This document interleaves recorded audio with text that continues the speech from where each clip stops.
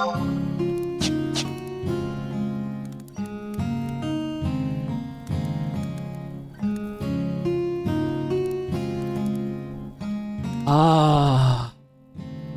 the autumn weather.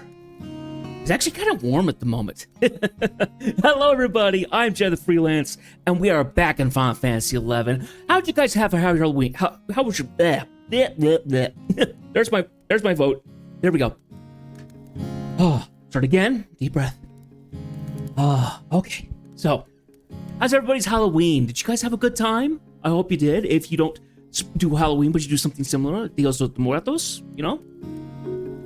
Something similar like that. I hope you guys had a good time. Hope you had a good weekend with all this good stuff. I hope you didn't eat too much candy. If you did, brush your teeth extra hard. Go see the dentist or something like that. Did you guys have a good weekend otherwise? I hope it was pretty good.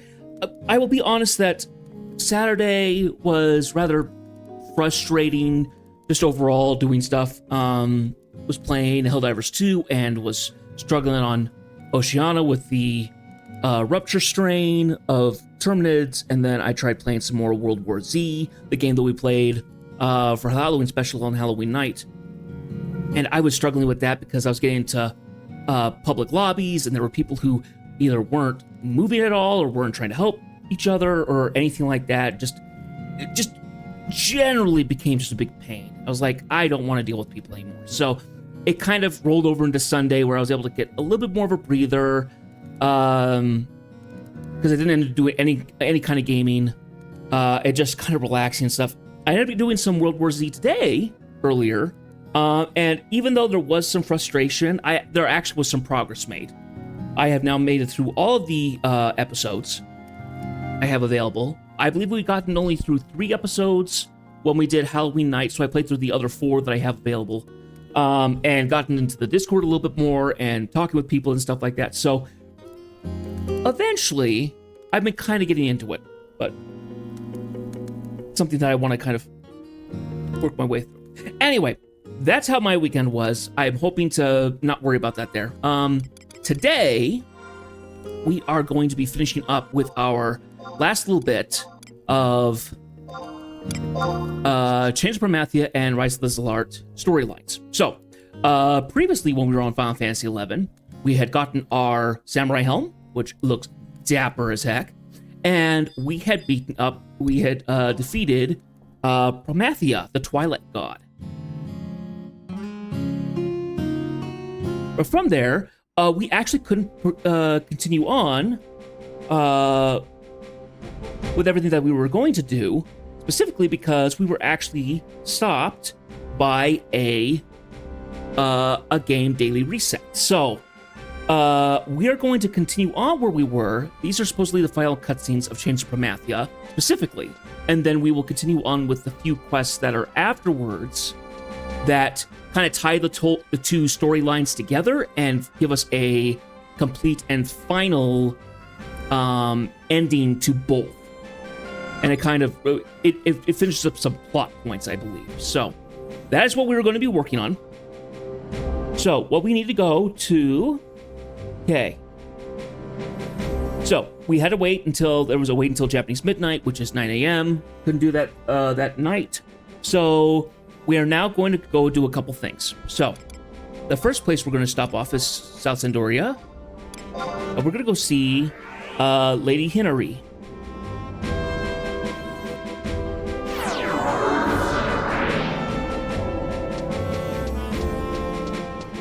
I've taken a couple days break from the game. I haven't really done much, but we are into a new month, so there's new things that I will eventually be doing. Ambuscade for one, I will be getting back into more of it. Oh, what am I doing? I'm autopiloting to the Ephemeral Moogle because that's what I normally do with this warp. We're actually going to keep working our way. Oh, another thing I ended up doing is I believe I had finished this up. It is now rank 15. That is the highest rank for a weapon like this. So I actually can't upgrade it anymore. So that's the farthest that has gone. Which I'm very happy about. I tried looking into another weapon, but any other jobs that I was thinking of that would be applicable. I was thinking of probably getting a pole arm or something.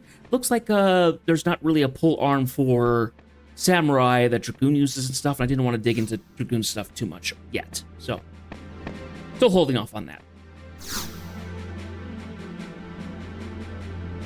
So this is going to be a cutscene heavy stream. So, Jed, how lovely to see you. Oh? I finally found you, adventurer. Many a sleepless night have I spent on your trail. Did you relay my message to that rogue? I must apologize for the rude intrusion, Lade Hinnery, but this is a matter of life and death. You must know, adventurer, where is that common-born cad? Common-born? Sir Liveridge, might you be speaking to the man in the red mask? If that scoundrel laid so much as a finger upon you, calm yourself, noble knight. As it happens, this gentleman holds a message for you from the very man you seek. Message? What does it say? It says, I await you in the Ularand range. As a knight of honor, I challenge you to a duel. Such a hot-headed young man. Might you follow him to Ularand and see that he returns safely? So, this is coming back to a couple points that were kind of glossed over originally as we were going through Chains of Prometheus. So, the Louvridge that we've been running into has a red mask on, and is the one that we spent the most time with. This one, the one that has kind of the faded purple mask, is the actual Sir Louvridge. And we didn't, and unless you notice that detail right off the bat, it more or less got revealed when we went to go see Louvridge while Sid was repairing his airship to get up high enough to actually confront Bahamut again. And I believe that there's a couple of side quests that are also applicable to this. But I have no idea if that's true. So now we're gonna go ahead and we're gonna warp ourselves off to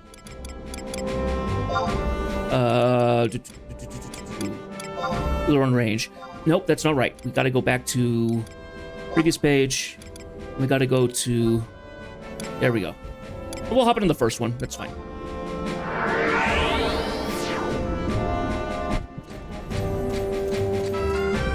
So essentially, there is a person masquerading as Louvridge and using everything because the very real official Louvridge has been kind of in exile.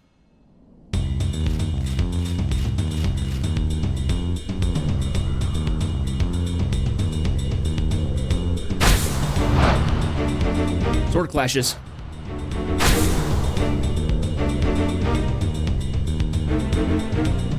Stop this, Louvridge.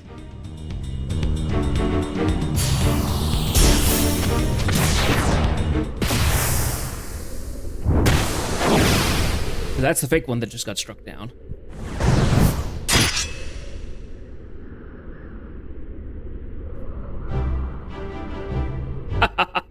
My arduous training has finally paid off.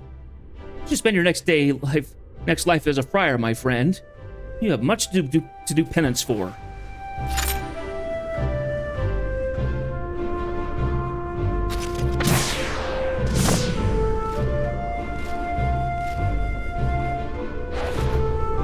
Thank you for your distraction, Jedith. It appears the villain underestimated me. I'm not the man I once was. After my defeat to a dread dragon, I honed my battle skills to a much finer edge. I have pledged myself to defend the peace of this world. My path lies beyond the Shadow Lord and the Dark Divinity. The mysterious Keeper of the Apocalypse is my true opponent. Ah, but I have said too much. You must leave this ultimate blackguard to me.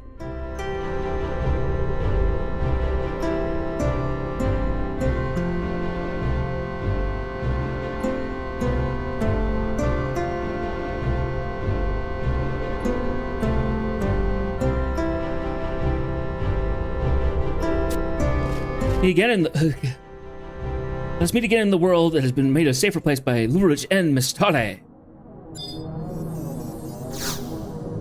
So.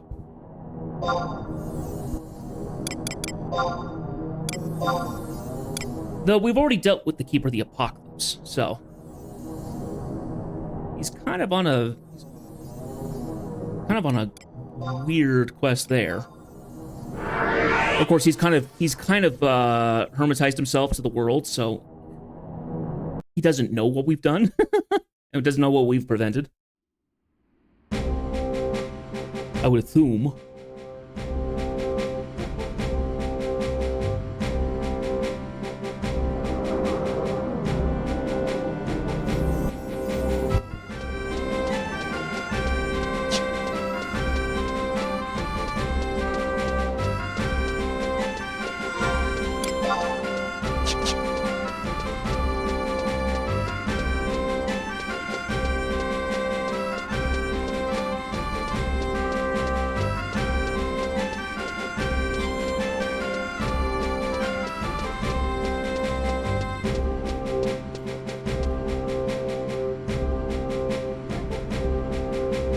Back here for a cutscene.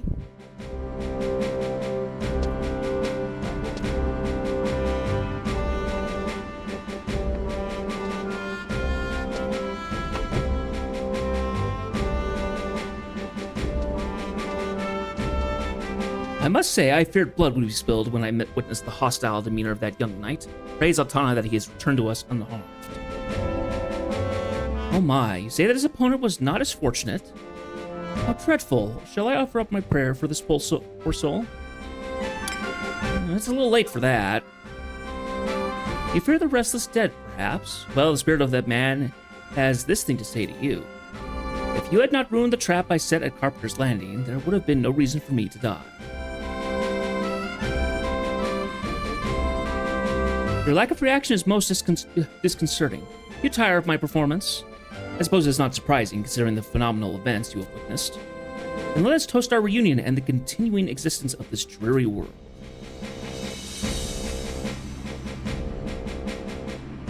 When I think of the danger we face to avert catastrophe, blissful ignorance around me is somehow infuriating.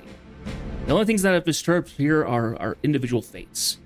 If events had proceeded according to plan, I would have been able to receive aid from the Western Kingdom in the restoration of Tevnazia. However, the precious star of Tevnazia was lost when Preesh hurled it into the face of Pramathia, and doing anything to incur the wrath of the Cardinal would be foolish, now that I know her true identity. In any case, I have lost interest in prying open the gates of paradise after seeing the land of Altayu with my own hands, my own eyes.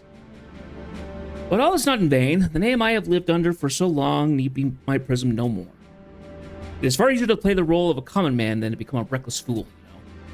After meeting him so many times, you must be aware of the Mistali family traits. A line of hotheads, would-be heroes, and complete idiots. Can you believe the man who was so eager to set a duel to the death? The very thing that soiled his family name to begin with. His stupidity made it possible to tie up all the loose ends with a simple performance? You are correct, my friend. Now all that remains is to change my name and set out on the road once more. With the power of the Mimeo mirror at my disposal, I can coerce any noble with shady secrets into my service. I'll restore the Marquisate, create a new order of knights, and resurrect the Remival name. There's but one thing I have in common with Luveridge, the unyielding desire to sear my name to the pages of history. I take my leave of you. Farewell, Jedith. So, seemingly, this was the guy that was our companion for Losvik. Now, it said, and resurrect the Remival name. I don't know if we've run into that in the entire time that we've been doing that. Uh-oh. Looks like I've lost frames. Dear, oh dear, oh dear. Give me 1 second here.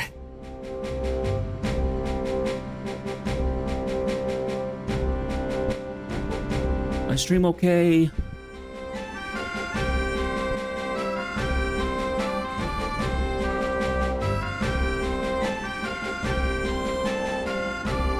I think it is. Okay. Just wanted to make sure that was good.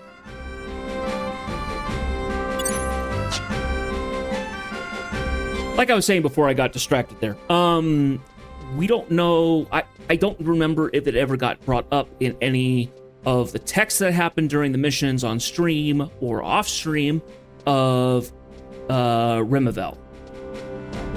I think Remavel was potentially one of the other sides of the Sandorian Civil War, but I really do not remember. So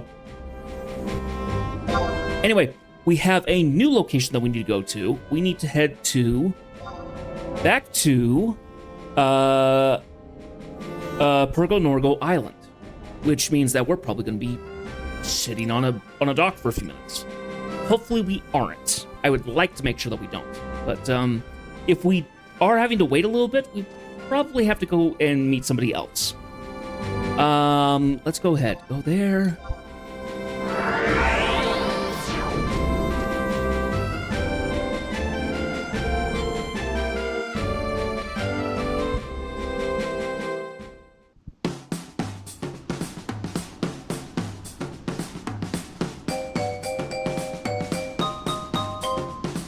Still got the Halloween stuff going. I find it so odd that in games, when they have in-game events for Halloween, they always bypass Halloween specifically. Now, that might be because there are other holidays that kind of do that, you know, All Saints Day or something like that, that don't happen specifically on the Halloween day itself. But I find it funny. Deep Rock Galactic, which I also play, theirs is going till their event goes until the 12th of November, which seems really out there for Halloween. I think this one going until the 9th or the 4th. I can't remember which one.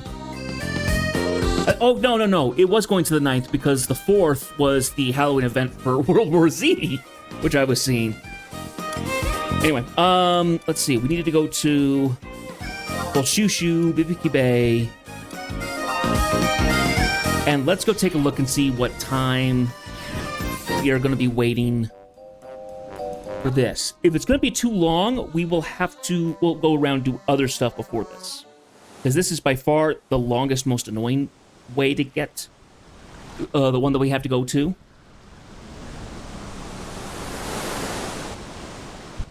So, we need to then talk to the gal at the end here, I think. At the end of the... Here, she'll tell us which... I'll load up, thank you. Belly, where are you going for this one? We're down the rock, we'll live shortly. Don't want the Mana Clipper one. Don't want that one. Okay. So, what we can do instead... We can't warp ourselves to... Yeah, it's going to be faster to do a... Actually, let's wait for a second here because it'll take a minute for the Mana Clipper to go away, and then it'll actually say what the next one should be.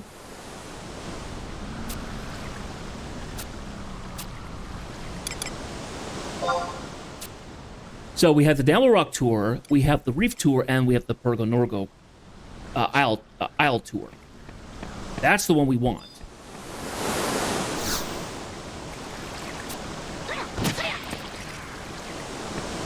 We got a Puppet Master here.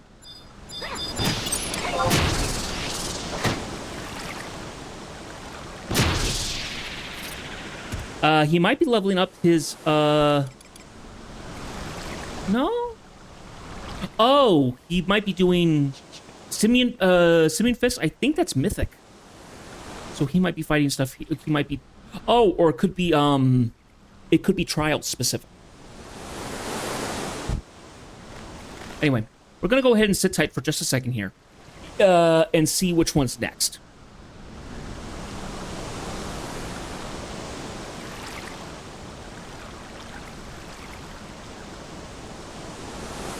Actually, what we can zoom into the next one really easily. So, we can go to Teleport Assistance. We need to go to next page. Movopolis. Old Town Movopolis. Yes. Time to take a look in at Zabos and see what's going on. Not Zabos. Jabos. our slow-speaking friend.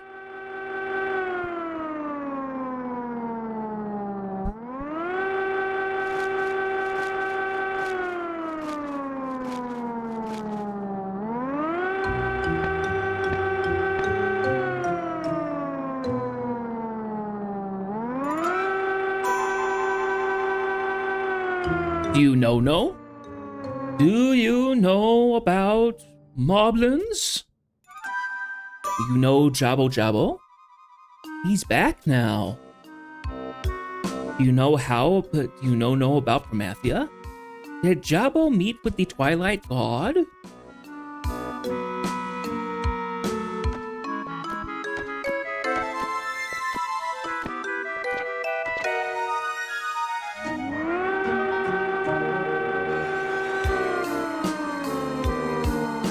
Looks like he's been imprisoned. Jabbo Jabbo won't tell. Won't tell us what Promathia said. You have to make him talk. You can convince him to talk.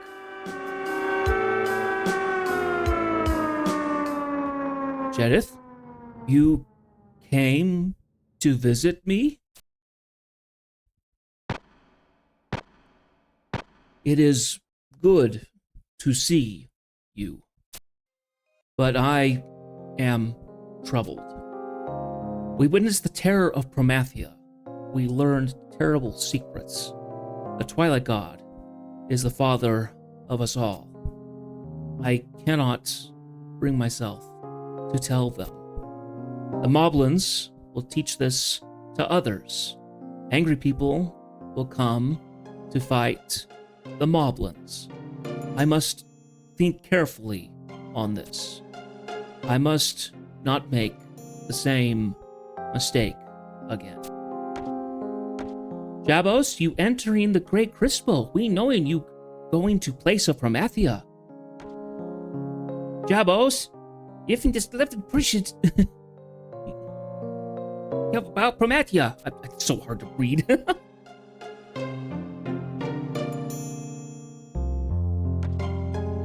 Jabos, if you're really a crazy friend to the Moblins, then you tell us the crazy truth. Friend, yes, I am your friend. I will never lie to you again. I am not good with words, but I will tell you what had happened. You must believe me. I went with Jedith to meet the Twilight God. That was where we learned the truth. We are all the children of Promathia. We always believed ourselves to be the children of Altana, but in truth, we had a father as well. We people are the children of both the dawn and the twilight.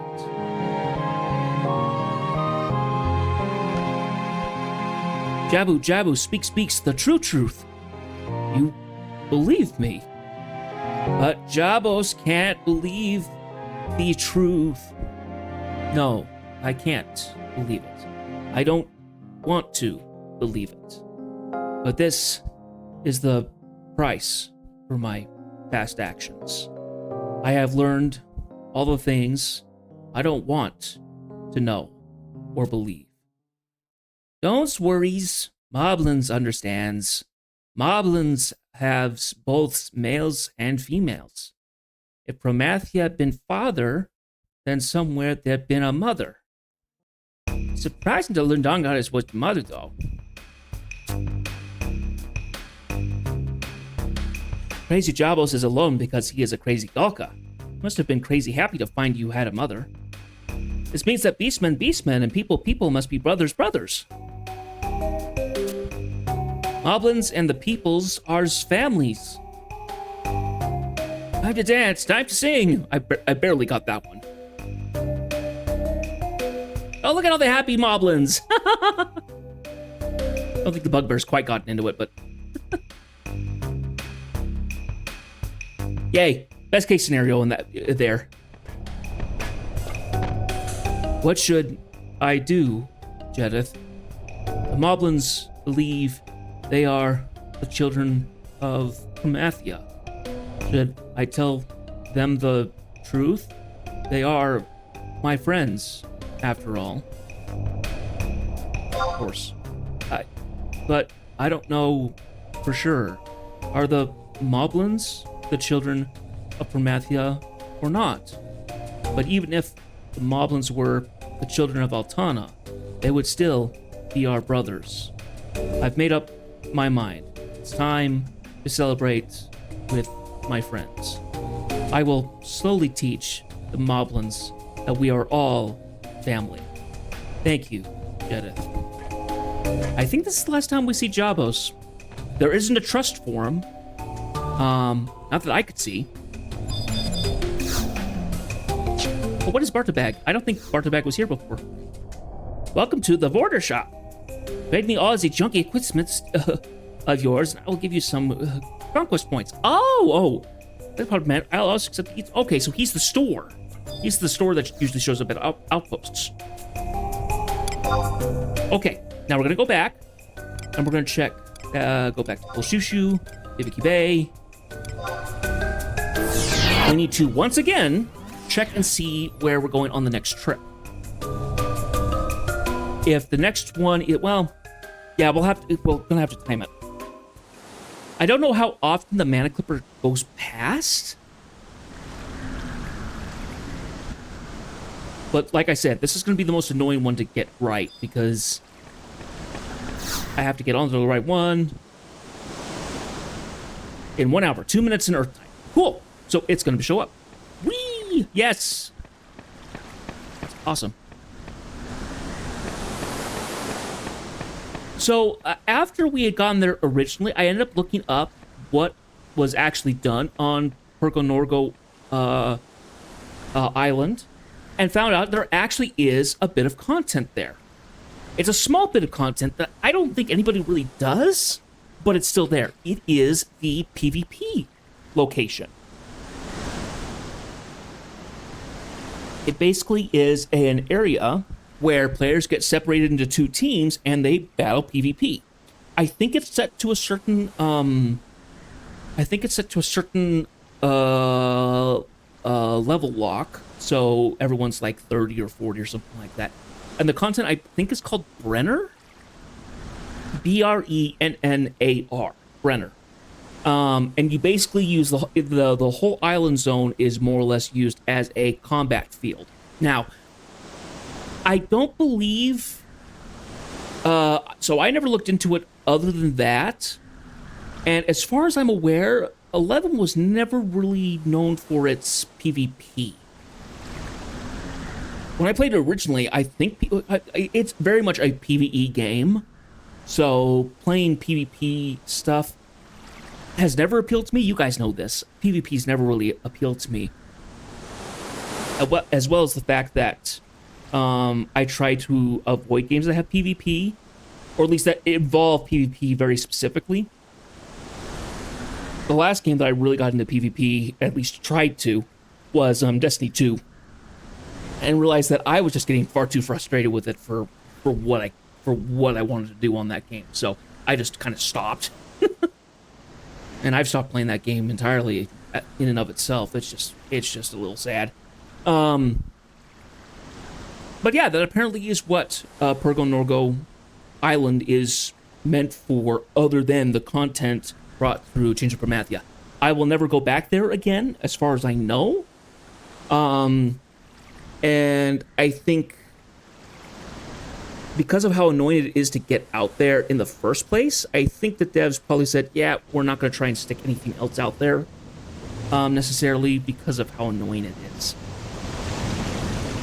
So thankfully, we were able to come back in time to go ahead and get on the Mana Clipper easily.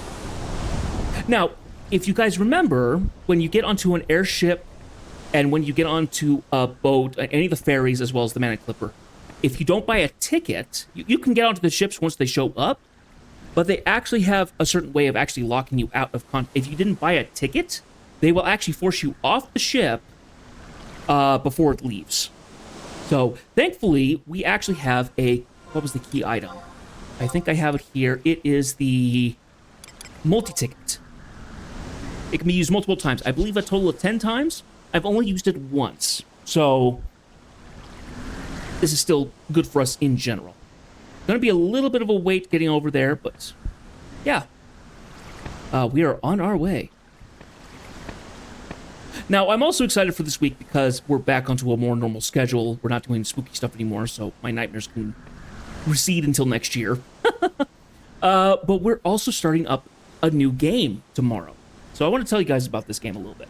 So, from what I understand, and all that I know of, the game is basically, I don't know if you necessarily call it a cozy game, but it's certainly like it's a very methodical, logical game in terms of the time that you spend in it. The game is called Hard Space Shipbreaker.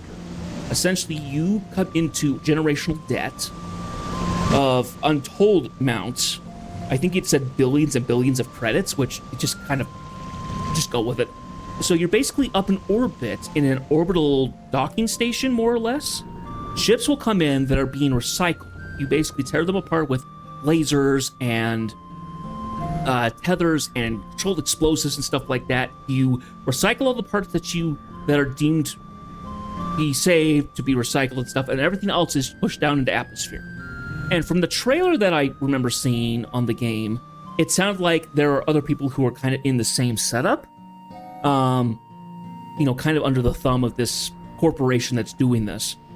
And they do a little bit of rebellion, maybe, or corporate sabotage to kind of bring to light what's been going on. So I don't know, there might be some intrigue with the game. But other than that, I have no idea what the game is about, how it will control and everything. So we're going to find out about that tomorrow. And it'll be kind of fun.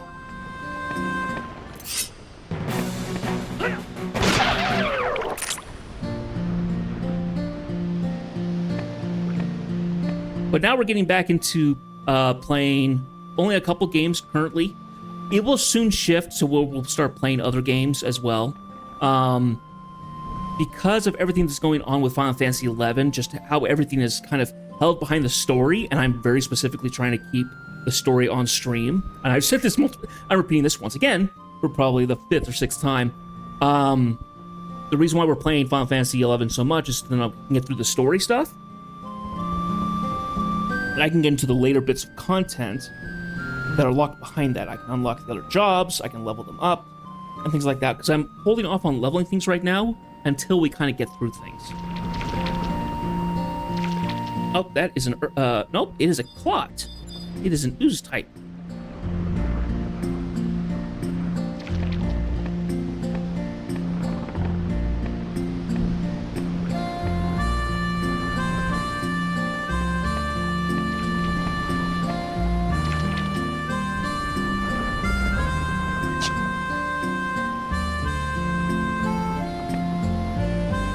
Elmo Rock off in the distance.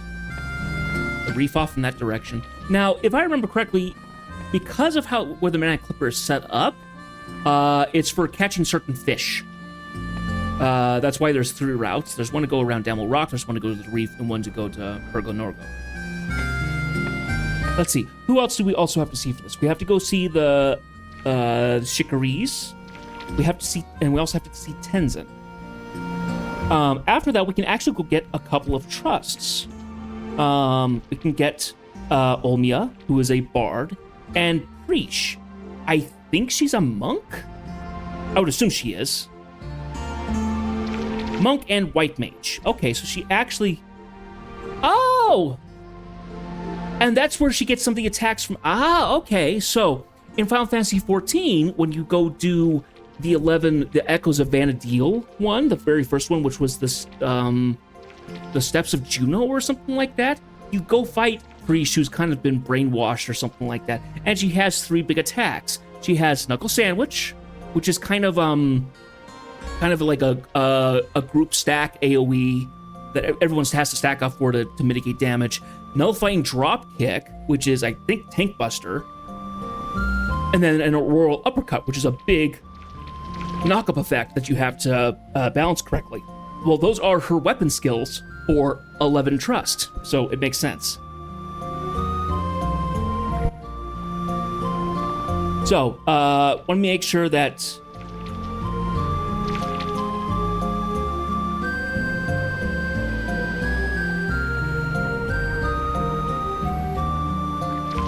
Okay, so interesting. Okay, so apparently, so Omiya and Preesh, of course, have a trust synergy. Omiya will cast Pianissimo and Sentil Sergio, which I don't know. Takes a large amount of damage in a single hit, and 2 songs are already active. This seems to prevent the player from receiving after AoE damage. Preesh will cast Cure Spells on Omiya at yellow, which is 75% off. Interesting.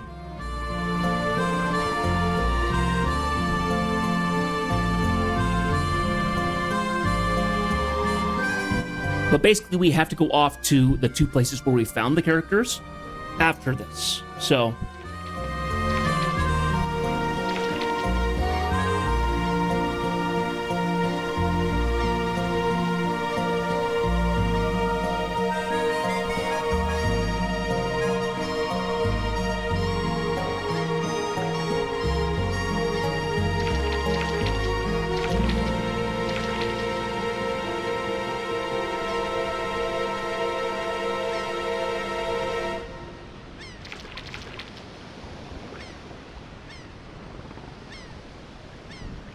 Okay, we're nearly there.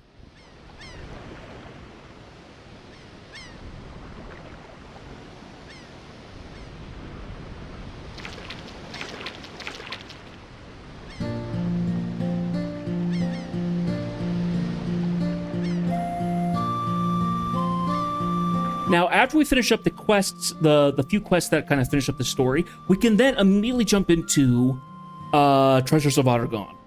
And we've already finished like the first part of it when we were doing the Rhapsodies of Vana'diel quest, and we went to go look because that's the next place we have to go to was to go to Aragon Whitegate. We stopped there, but we have a boarding pass now. So I believe what we can do to move on from there is we hop on the ferry at Mara, I think, and that'll let you go to Aragon. I think there's also another option. But yeah, that's kind of the location where we want to go. Oh, let's go ahead and swap out, make sure that we're equipped with our warp ring, because I am not staying around here. Let's see. Yeah, we'll do a warp ring. That'll work.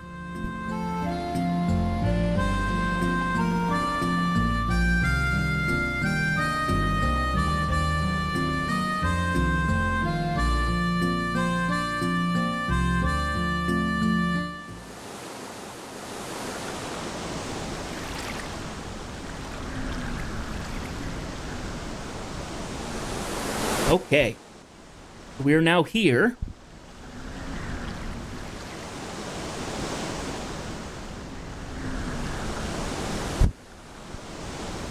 Mana Clipper has arrived.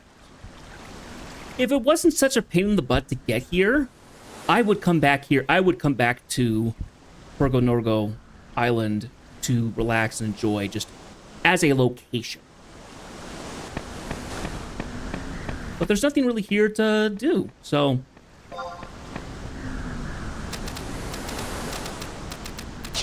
And so far out of the way, it's just a nuisance. There are a couple of notorious monsters here, but as far as I know, they don't drop anything that you want, necessarily. I think at one time I tried coming here to fight one of the notorious monsters, but there was nothing... I don't remember what the piece of equipment was. There's one on the 2 side beach, on the east and western beaches. One there and one there. And then we have the location in the back. I think there's also a couple quests that come along here, but I'm not going to bother you with those. Now, the time when I played previously, we're going to go back to Treasures of Aragon. Sorry for the jump. The last time when I played, I got into Treasure of Aragon purely to unlock the jobs. The story itself didn't matter to me particularly, but it also was the 75 era, so everything there was rough. Everything was hard to fight. I did level well, I also unlocked it to get the leveling zones, because back then party leveling was still a thing. And you did level 50 to 60, roughly, in that area. You went to Bawflow Thickets for one, and then Wadrum Woodlands for the other. And then I believe I did a little bit of the story, but so little I don't even remember it. So yeah, back then I was very interested in unlocking all the jobs, so I could just have all the jobs, more or less. But the stories didn't appeal to me. It's the other way around this time. We're still gonna unlock all the jobs and stuff, but we're just doing it kind of at times. Okay, so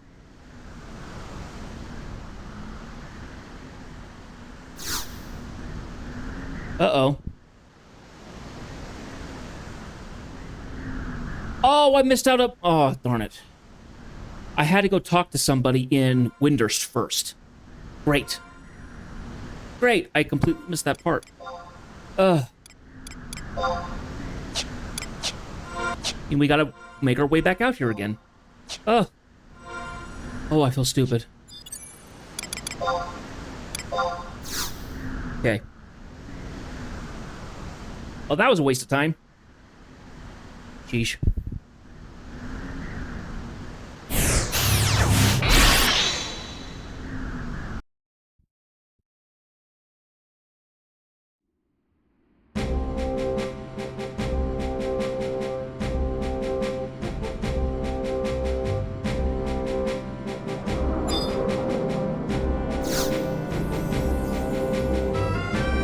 There's apparently a way to get to Pergonogo Island via a Void Watch warp, but I've done none of the Void Watch stuff, so I doubt that's all open to me. So it's really annoying. Okay, we'll go to Windurst, Port Windurst. I think it was there. I think it's at the entrance, more or less.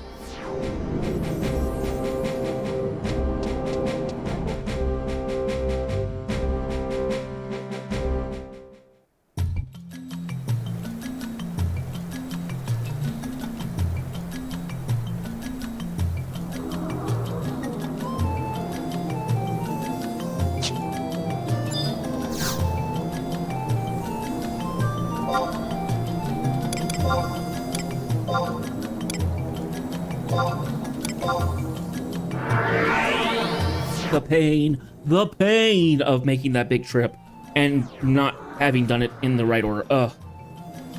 Shoot me. Okay. Yeah, we need to talk to Chippy Poppy.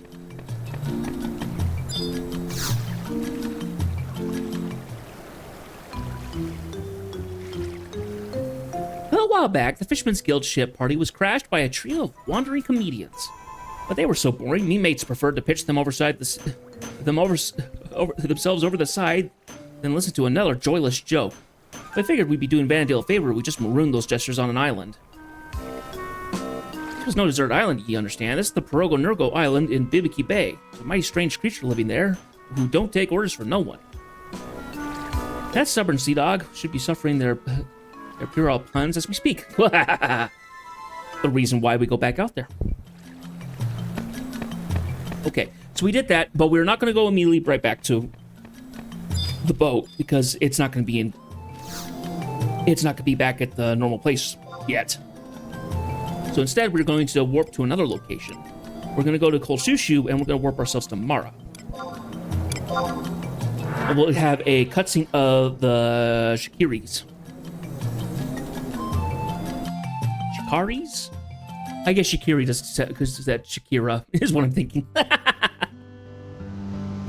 Shikaris, which is, Shikari Z is the one that followed us. And we'll have a trust of.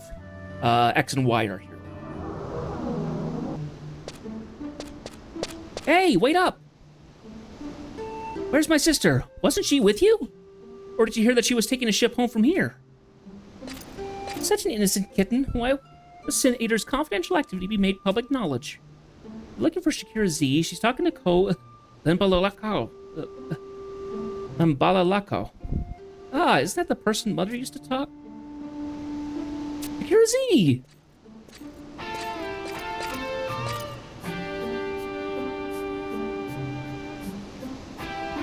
Why? X, keeping out of trouble, I trust. Jeth, you've got a hunter's instinct to find me here.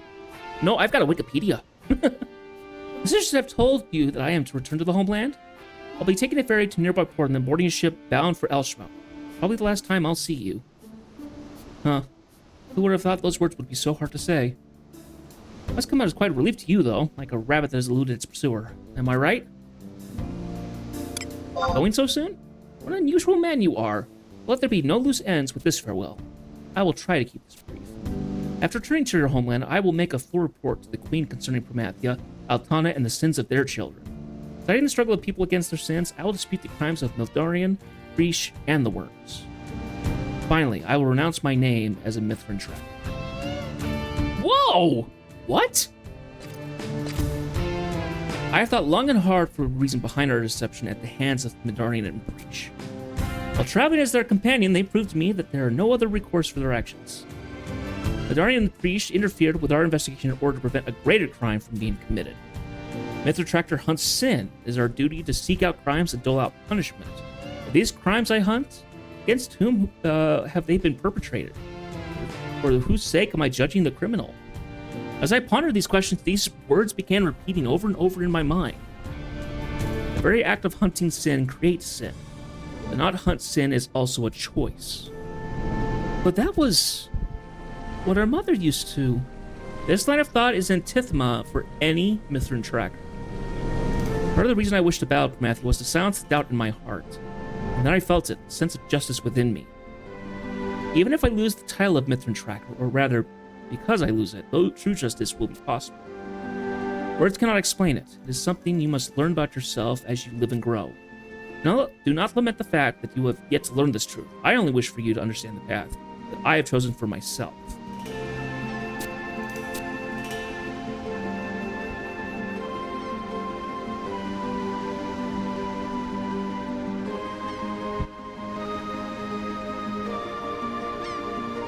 I have no words to express my gratitude, Jeth. My journey with you has brought priceless experience and valuable time to think. When we do, if you continue to battle the emptiness, we may yet meet again. When we do, call me by my real name.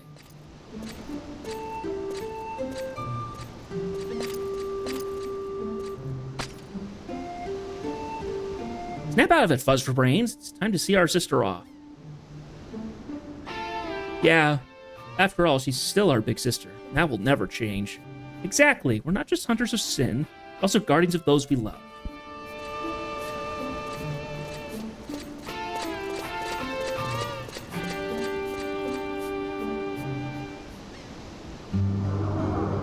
Okay.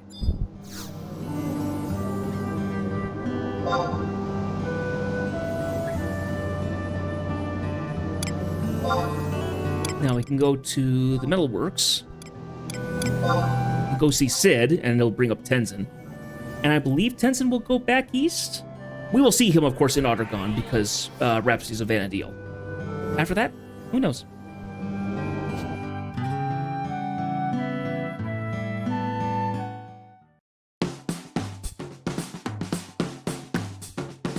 Oh, no sneeze. Give me a second.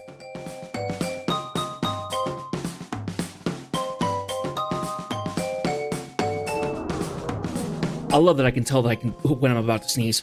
It's awfully nice. I know some people, sneeze just kind of comes out of nowhere. For me, I can kind of tell.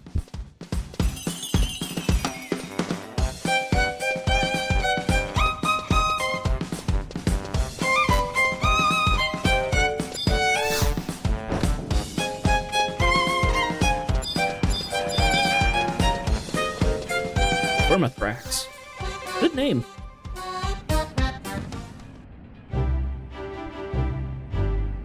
It's about time you showed up, Jeth. I thought you'd find you resting at home after what happened, but you can't just stay put, can you? I was almost ready to throw in the apron. Even the messengers I sent after you never got back to me. Anyway, at least you're here in time to see off Tenzin. Everyone else has said their goodbyes except you, it seems. You want to know where he's off to? After hearing that the emptiness no longer threatens his homeland, Tenzin began preparations to return to the Far East. The Tenshoto here in Bastok will ferry him to Norg. Then the pirates will see him safely cross the seas. I'll take you to Tenzin's ship.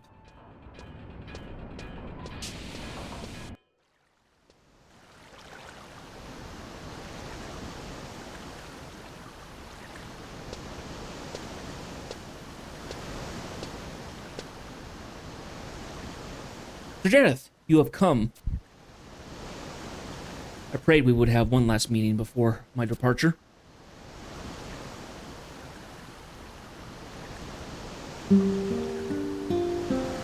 I prayed we would have my treacherous actions betray the sacrifices you made for me.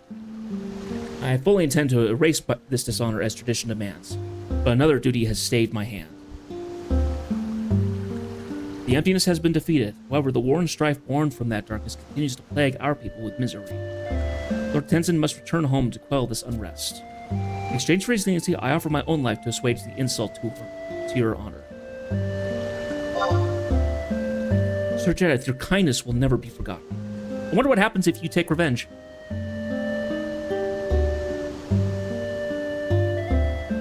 No. I swear on my blade to mend the wounds of my homeland using this life you have spared. Once all is well, you must come and see the Far East for yourself. The beauty of the cherry blossoms is beyond description. I hate to spoil the moment, but it looks like the Tenshoto are ready to ship out. Until next we meet, Sir Jedi. Thank you, Tenzin. Trust you have shown me will bind our fates for eternity.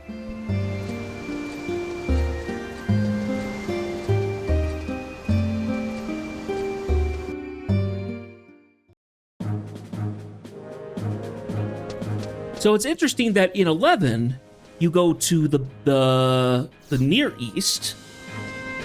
Now, I think we will go to the Far East at some point when we unlock Raisenjima, but I don't know. Because Raisenjima is part of the Esha locales, along with Esha Datan and Esha Ruan.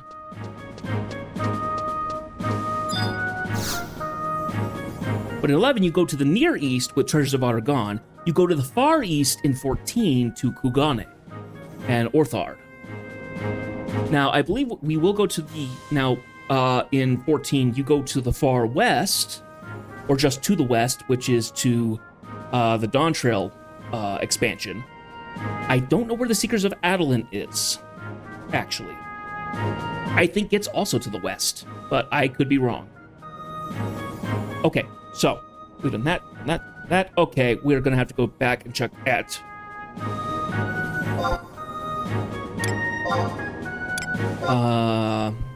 Oop. Yeah, we're gonna have to get back onto the stinking boat. Ugh. Because this is going to take up so much time, I'm actually going to extend the stream for another 20 minutes or so because of all the time we've wasted. Because of my stupidity. So I very much want to get these quests done tonight.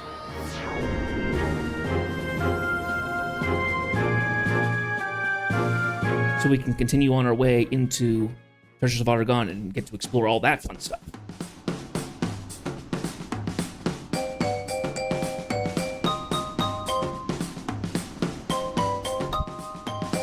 Because Treasures of Aragon adds whole new activities and like a whole new system. Because they have something called Sanction, while we have Signet.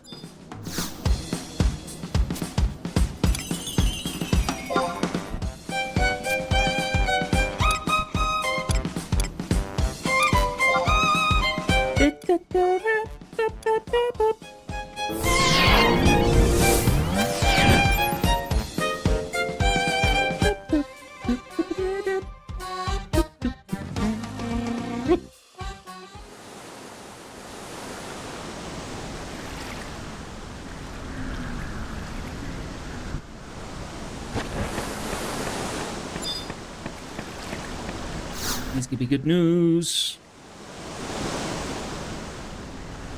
Okay, 3 minutes. Whew. Okay.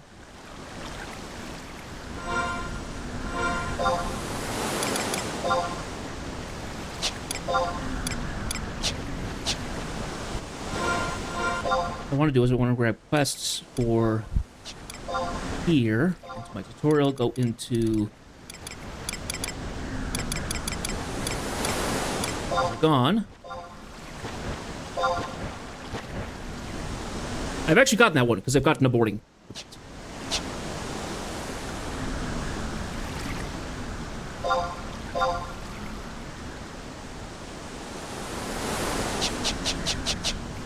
Okay.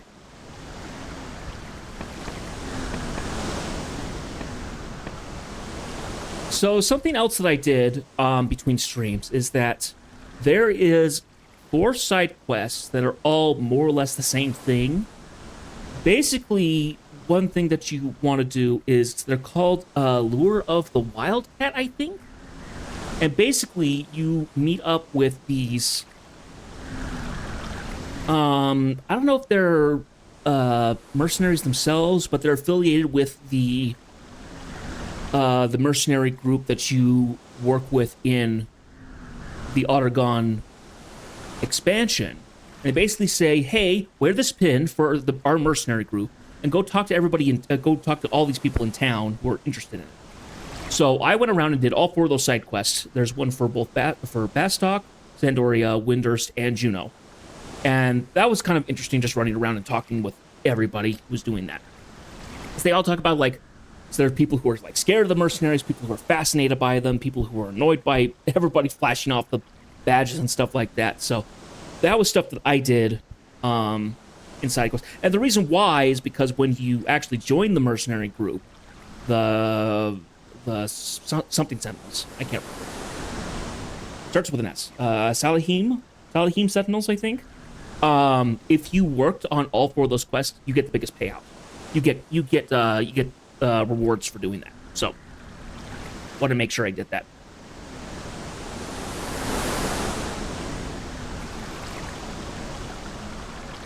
Yeah, I'm just remembering all the time that I would spend sitting in Whitegate, waiting to get leveled at 50 and 60. Because, let's see, I'm trying to remember, because 50 to 60 is roughly what you did. And then when you got to 60, I'm trying to remember where you leveled after that.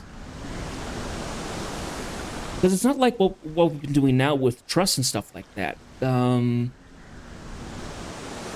legitimately can't remember. Because I remember at some point, you do go to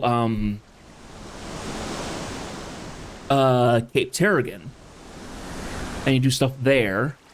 And then I think for the last little bit, you kind of work on leveling in, like, the top canopy of the Beata tree and stuff. I don't remember specifically where you go other than that.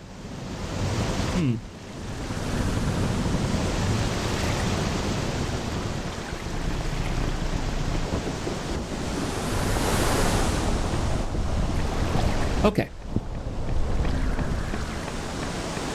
I don't know what to talk about while we're going back here, because this is another 10 minutes of sitting on this thing. Okay, I just want to make sure. Okay, so we talked to Chippy Pop Me. Okay.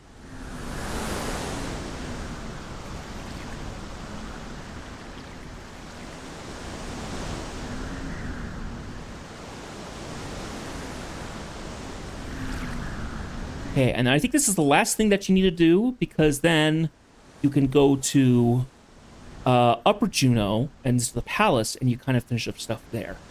What we'll probably do is that after we go here, we will actually warp ourselves to Tavnazian's stronghold, because we can go pick up Olmia as our as a trust.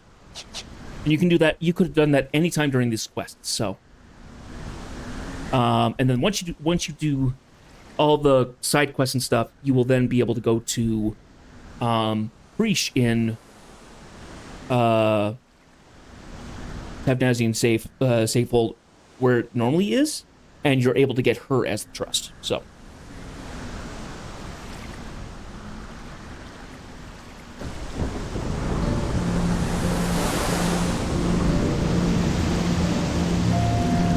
Oh, that kind of started out as, that almost sounded a little bit like the starter of a Final Fantasy XIV.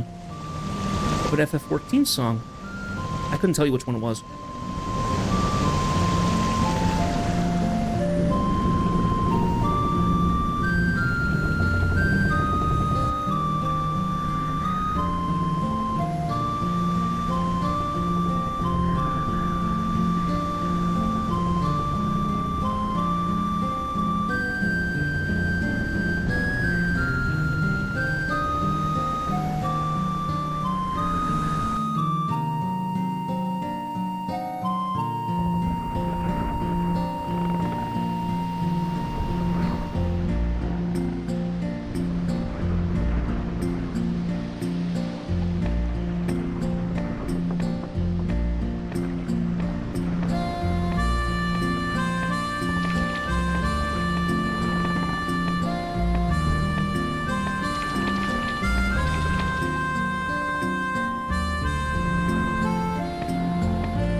I find it interesting that I came back to this game after so much time.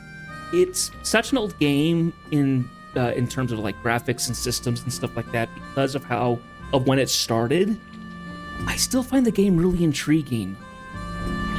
Honestly, even though that the combat is a lot slower, it's more, well, it's not nearly as hands-on as something like 14 or something is, but it's still really intriguing to me, honestly. I honestly do wonder how long I'll play this. I'm definitely doing the story. No doubts about that. But the question of, will I keep leveling up all the jobs? I think I still will. But doing all the like gear up and stuff for jobs, I probably would do like one job would do that. But I don't think I'll do all. I don't think I do more than just the one, as samurai or something. I don't know, because some of the content you have to do on later you can't do with trusts.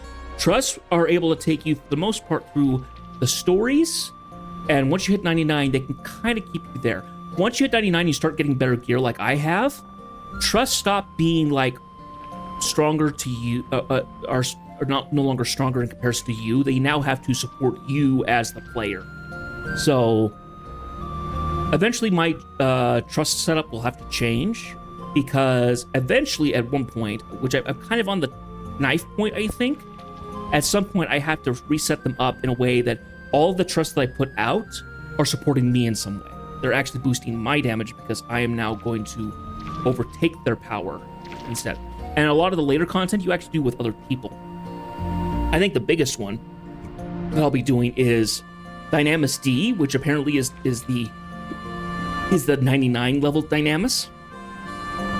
It's meant to be like the hardest concurrent bit of content now.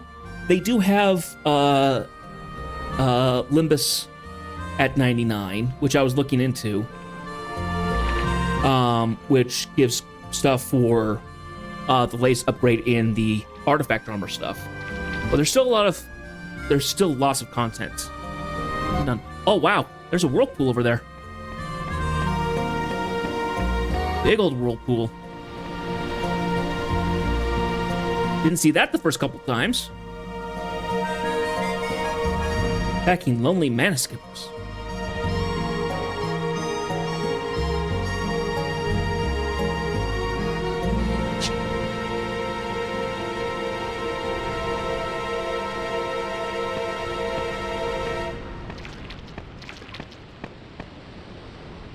Whew.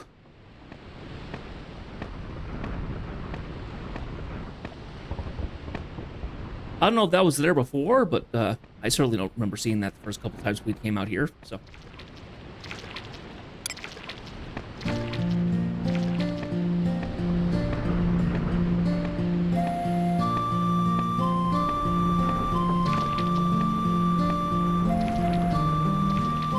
Let's see, what jobs do I actually enjoy playing when I play this game? So, Samurai is one, Dragoon is another one. I really like Dragoon.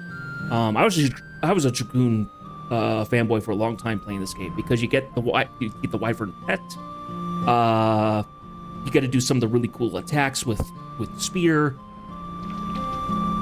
The jumps were also kind of nice. Let's see.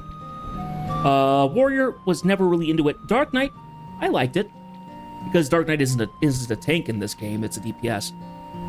Paladin, I did like, even though tanking is a bit kind of now, because the trusts do it far better until you get high enough level that you actually have more damage and enmity build than they do. Which, it's interesting because when you look at it, Red Mage allows you to summon a different kind of end spells. So you can do elemental spells onto your attacks. Paladin and Dark Knight actually get a couple. Paladin gets End Light, so you actually add light attacks, light damage to your attacks. And Dark Knight gets End Dark, which is dark attack. So Red Mage can do all the end abilities, all the elements except light and dark, and Paladin and Dark Knight get those. Let's see. Jobs I never really got into, but I'd like to try and get into this time. Beastmaster. I never really played Bard, because Bard's a whole other set of magic on its own. And it's very much a support job, so it's meant to be supportive in ways like having White Mage as a sub. What other jobs have I thought was really cool? Blue Mage. Blue Mage. This is the game that got my love for Blue Mage, because Blue Mage originally came out in Final Fantasy V, I think, as a specific job, and then there have been characters in all the later generations that were Blue Mages.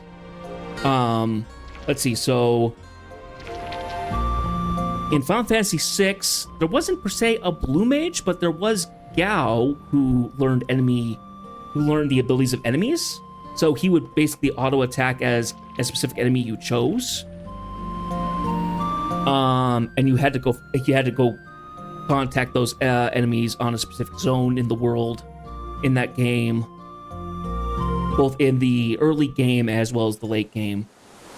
Final Fantasy VII.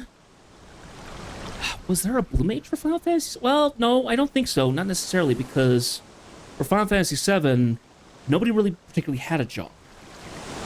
Maybe it was, because I know that, maybe it was, because materia, spells and stuff were handled by materia, and that was subjective to whatever character you wanted to put them to.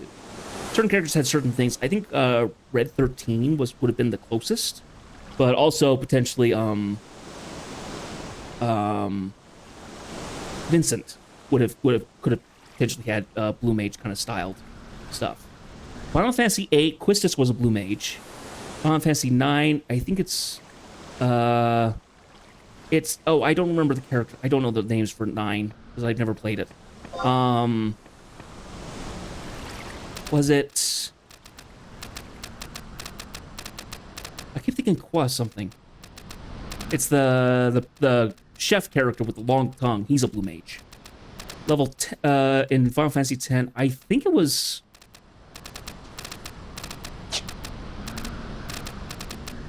Was it the Hrothgar guy? Was he a Blue Mage? I don't remember if he was. 11 had the actual Blue Mage that comes up, and I think, well, and then from there, I don't know. But I always thought Blue Mages were really cool, even though I haven't actually done a whole lot of Blue Mage on Final Fantasy XIV. Blue Mage is one of my favorite jobs for some reason. I don't know. It's the appeal of using the attacks of enemy monsters that just kind of, it just sounds really cool. And it gets really varied in this. I mean, you get to the you do attacks like you can detonate like a bomb. You can swing a weapon around like any of the living weapons. You can cure yourself. You can give yourself all kinds of interesting traits and stuff. Get into all of that eventually. And when they raised the when they added Abyssia and stuff like that, you started getting up to level 80s and 85s and stuff like that. Blue Mages really got into their own because they gave them jobs that would give them things that they didn't get before that were really important. So you could get haste, you could get refresh, basically. I think it was a combination of a couple of the jobs would actually give you dual wield, which a lot of Blue Mages wanted.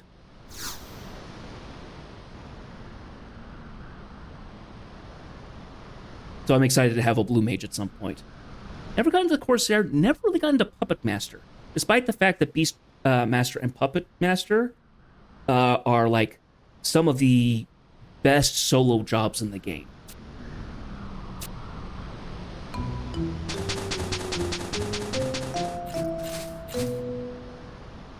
Oh, it's Jedith! An untested audience! We'll give you some candy if you stay and listen to our performance. Okay.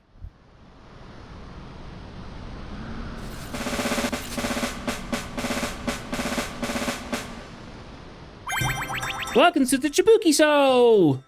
Hey, did you hear? We toppled the Titanic Terror and saved the world. All the day's work, you might say. Of course, it wasn't easy pretending to be under our enemy's control so we could take him by surprise. Maki, you were magnificent. Cookie, you were too kooky. I think it's about time I exited stage left. But listen to this! An adventurer called Jed thinks he stole the show. Can you believe that?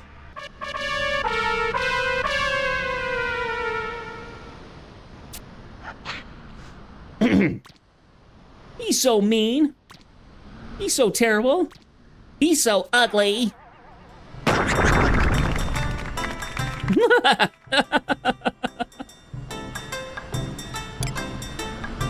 Are you kidding me? Hey, why aren't you laughing? How rude! It's time you showed our artistic temperament. Me, T, R.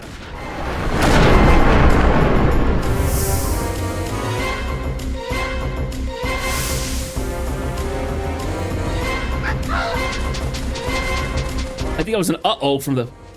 Where did these striplings learn such magic power?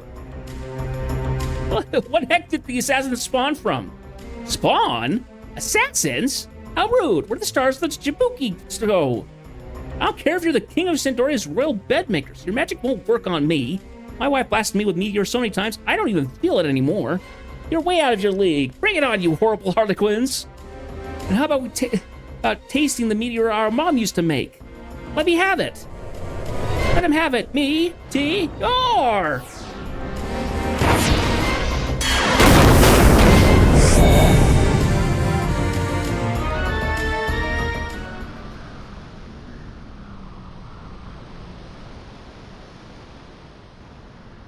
I think we overdid it again. Well, he asked for it. He sure showed him who's boss. Oh! Oh? Jabuki show? The meteor your mom used. Could it be? My darling children? Maki, Cookie, and Chiruki? Chirukiki? Does this mean? Could it be? This weird guy is... your father! Daddy! Dad! Father! Hey, what about me? There, you must have been so lonely out there on your own. From now on, you'll live here with me. I'll never let you go again. Daddy! Dad! Father! This is so wonderful, but wait. One thing is not quite right. I've always dreamed that you would call me Papa. Can you do that for me? Papa!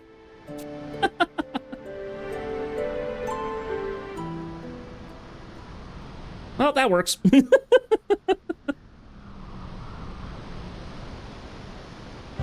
Good. The three of them could live on an island that I'd never want to come back to. You'll have to excuse this outburst of emotion. Even ex-bounty hunters have their soft spots, you know. I mean to live out the rest of my life with my children, happy and safe. For the moment, we'll be staying here on the island.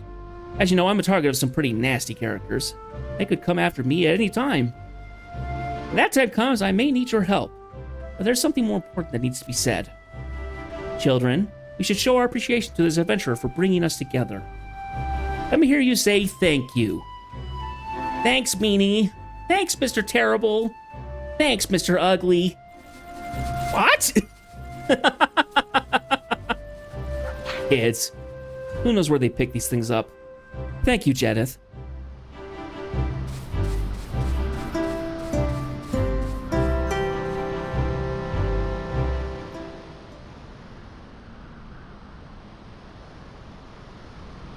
I got a yellow drop, which, according to this, it will boost my vitality plus 5 for 15 minutes.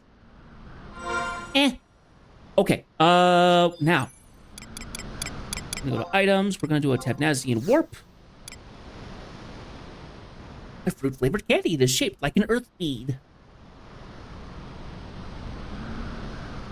That tastes like mango or something. It's not bad. Mango or pineapple. Wouldn't be bad. Okay, so.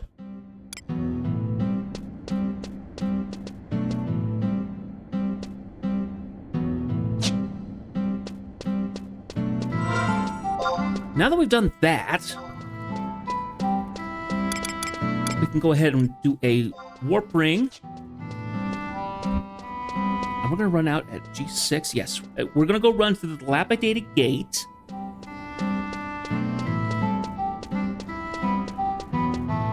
And go get Olmia as our trust. We can't get Preach until we finish up everything.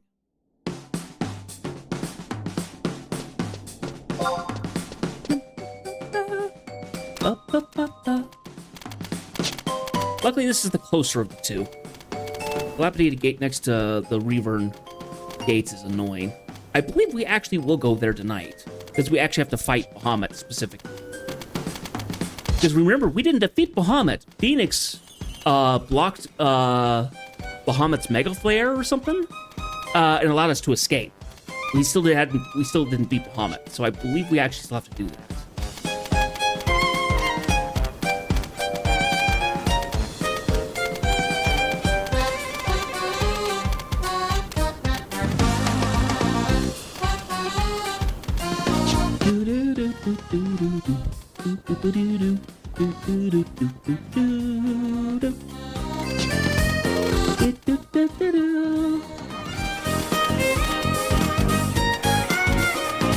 I like this song. It's a good song.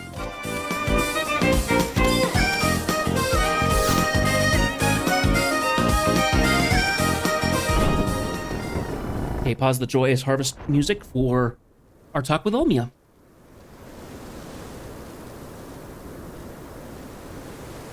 She's out here again. Do my eyes deceive me? Is that Jedith? You are looking quite well. That is to say, your presence brings me such delight. I am quite pleased to see...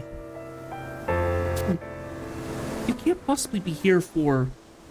I want your aid and trust. Me? Oh no, I am afraid I have nothing to offer. I'm still more accustomed to areas than adventures. And my throat, it's possibly ghastly. But I really need your help. I must admit that I'm not being wholly truthful. Not my throat which has failed me, but my courage. I'm afraid that what will happen when another me comes into existence. Many years ago, a short while after I joined the choir, I lost my voice. Then one day I overheard two people talking in hushed voices. There are so many people who could take Olmia's place. I have forgotten how those memories stabbed at my heart until I laid eyes on my alter ego. I am truly frightened. Remember that a new world has begun. How curious. She said the exact same words to me when I was barely knee-high to a moblin. I'm sure that she can derive as much bravery from them as I do. It means so much that you came all this way to see me. Compassion has moved me, Jedith. I shall attempt the ritual with you. O goddess, beseech thee to lend thine aid. Make manifest the bonds that unite Jedith and me.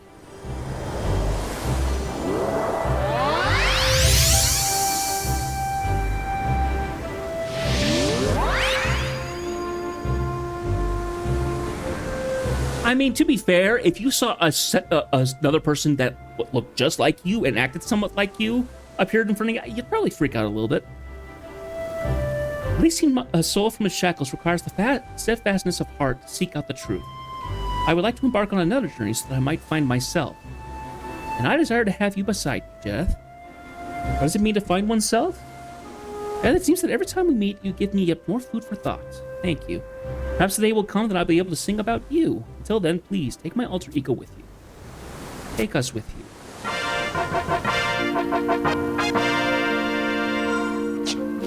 Yay!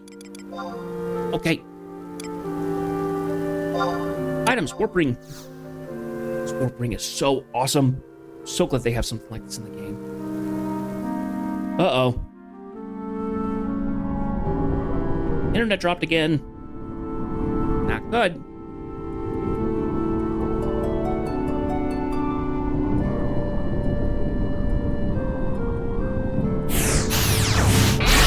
There we go.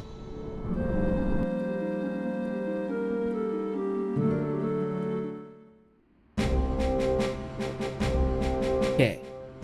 Olmia is now on the list. And we'll get Preesh in a little bit. I believe we need to go to Juno now. cabinet here.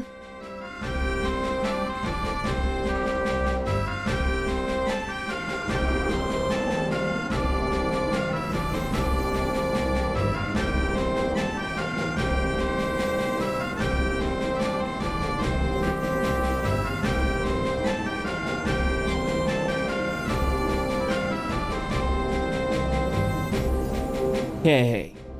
Yeah, so once we've done all of those, we should be able to go to Rulu Gardens and approach the palace for a cutscene. And this might have something to do with Mildorian, I think? I would assume so.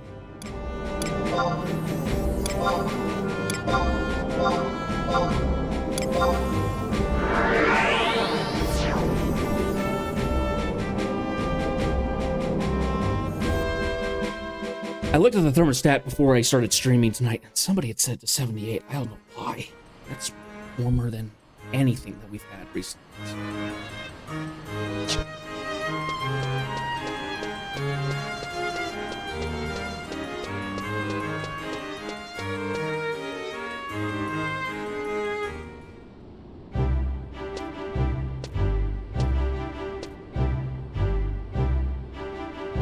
Jedith, Lady Eshtanarl's ship has returned. This is excellent timing. I was ordered to find you and ask you how to proceed to the Marble Bridge, the tavern in Upper Juno.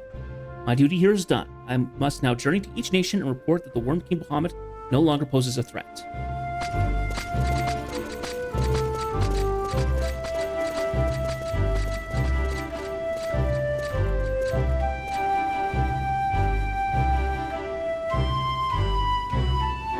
I hear that this development is all thanks to you and your companions. You have the gratitude of all Genoans.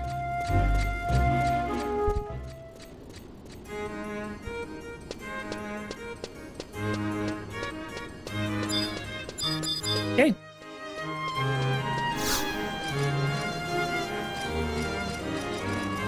Come on.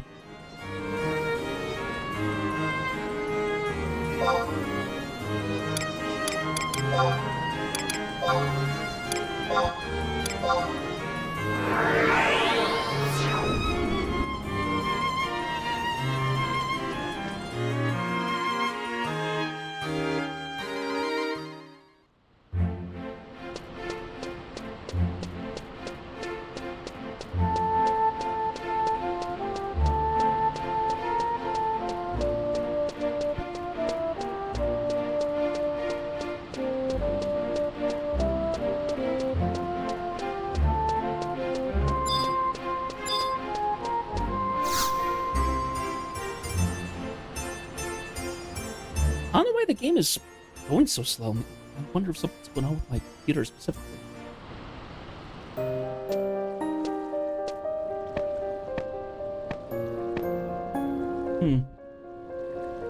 I have awaited your return, Jeth. You must tell me all that has happened. After clashing with our army several times, the dragons suddenly broke off their attack and disappeared into the distant clouds. There were voices raised in support of hunting the worms to extinction, but for the moment, we have returned to resupply and reconsider our position. Now that you're here, I can finally be certain. Am I to assume that your jubilant features that the Keeper of the Apocalypse has been defeated? Completely. I knew it! Bahamut sensed the Keeper's downfall and pulled his forces out of battle. Tell me, what momentous events transpired in the Celestial Capital?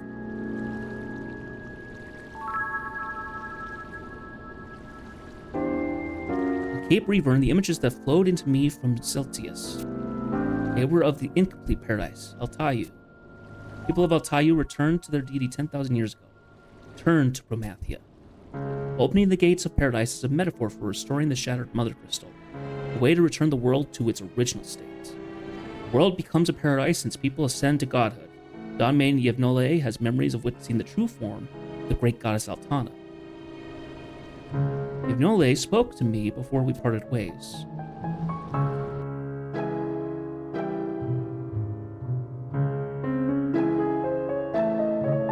She said, as I gazed upon her perfection, I realized I could not be a part of her.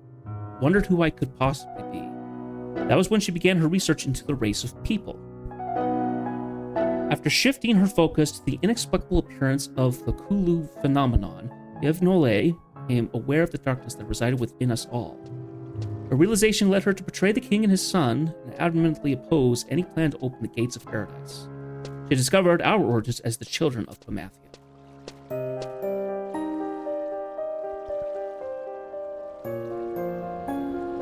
But all has not been resolved. The emptiness still seethes within the mother crystals. The surviving Solart yet cling desperately to their shadowy plan of returning to paradise. I gave up my life in Tepnazi almost 30 years ago to infiltrate the organization of the newly awakened Zalart. But I have been unable to stem their vast power on my own. However, we now have a common enemy in the emptiness. For a time, the people of this age will require the aid of the Ancients. The Ancients, too, will need your continuing help. Now that Nagmalada is gone and the worms have ceased their attacks, it is time to remind the Solart of their true responsibility. The safety of the Mother Crystals and the battle against the emptiness. I will continue to monitor their actions as I watch over the world that you and your companions have fought so valiantly to protect. There is one thing I'd like you to keep in mind, Jareth. You're able to save the world and her people without sacrificing one or the other.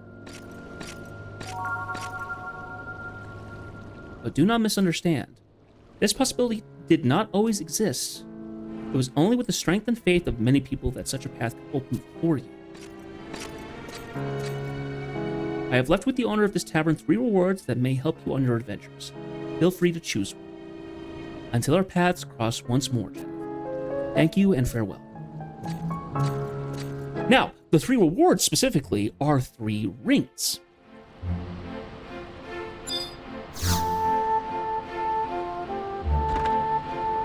And the rings are supplied as thus. My favorite customer, a pretty blonde, came in earlier and asked me to hold on to some things for you. There are 3 items in total, but I'm only supposed to give you 1. So, what'll it be?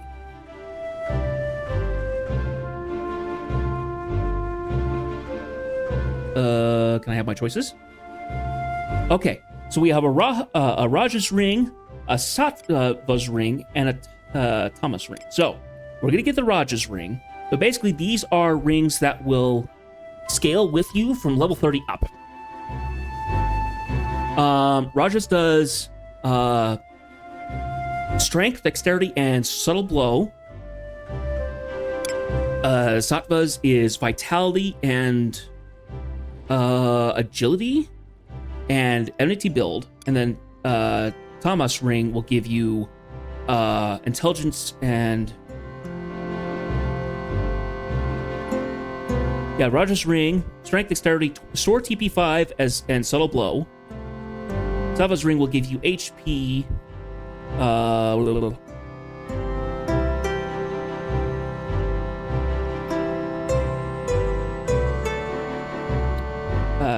Yeah. Oh my gosh, I got just a big brain fart.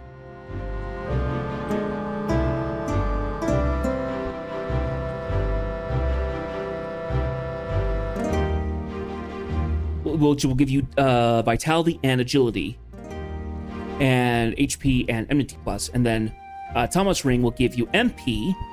It gives you intelligence, mind, and enmity minus, and minus enmity. So we're gonna pick the Raja's ring because I'm mainly a melee character.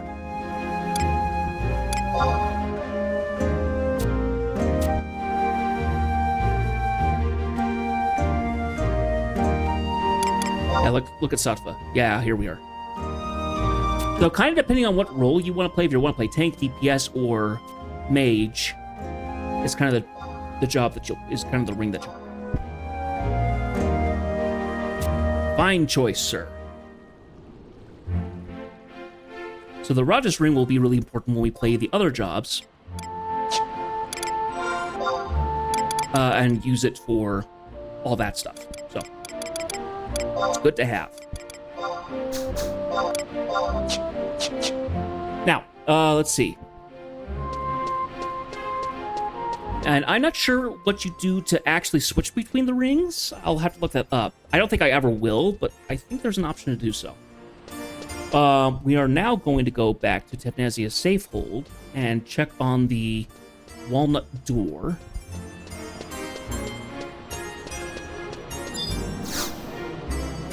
K7, which I think is Prisha's door.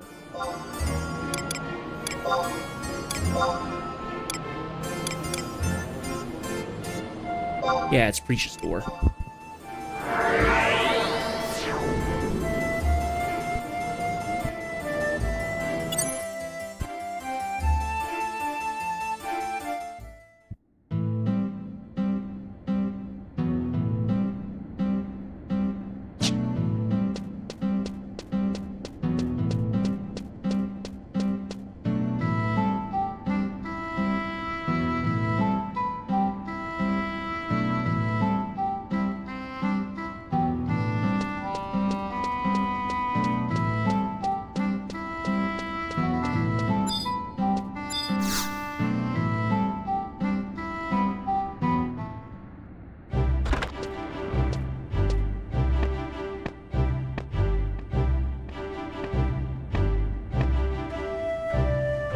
Hey, Jedith! Have you heard? The worms that have been circling above Tefnasia have disappeared.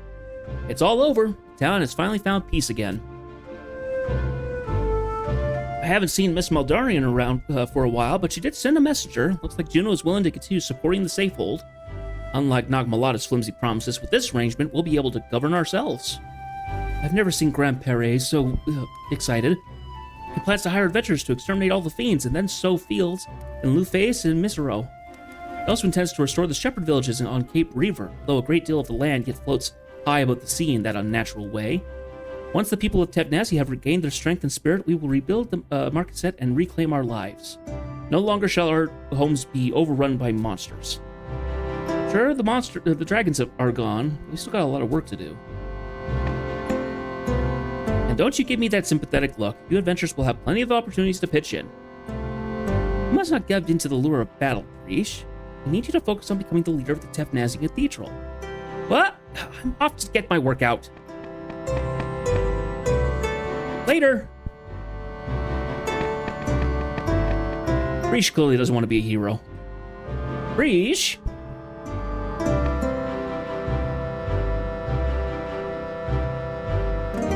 Well, when I dwell on events, it seems we have done nothing but cause you trouble. And yet you have stood by us through it all. We are truly grateful. And should the opportunity arise, we would greatly appreciate any further assistance you could provide for the market set. However, I understand that as an adventurer, there is still much of the world you wish to experience. If you ever feel the need to rest your wings, you will always be welcome here in Tefnasia. I hope we will meet again, Jedith. So, we have now done that. Oh.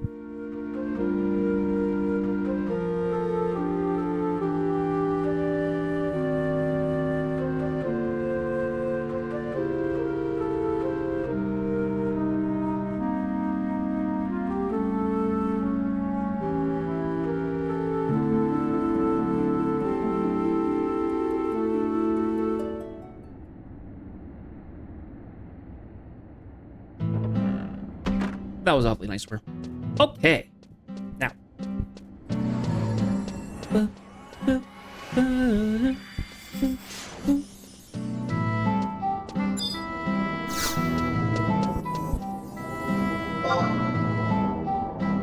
Now, we need to talk the Luface Meadows and approach Blade Blue Fell, J6 for a cutscene. I don't know where that is specifically. Let's take a quick look.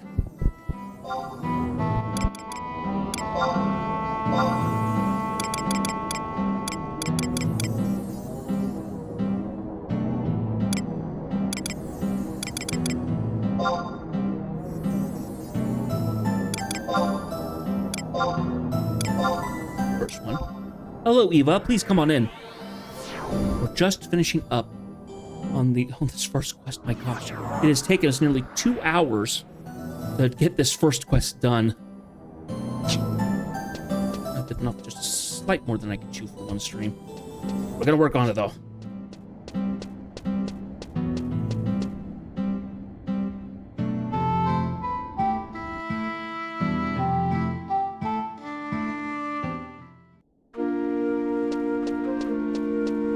Okay.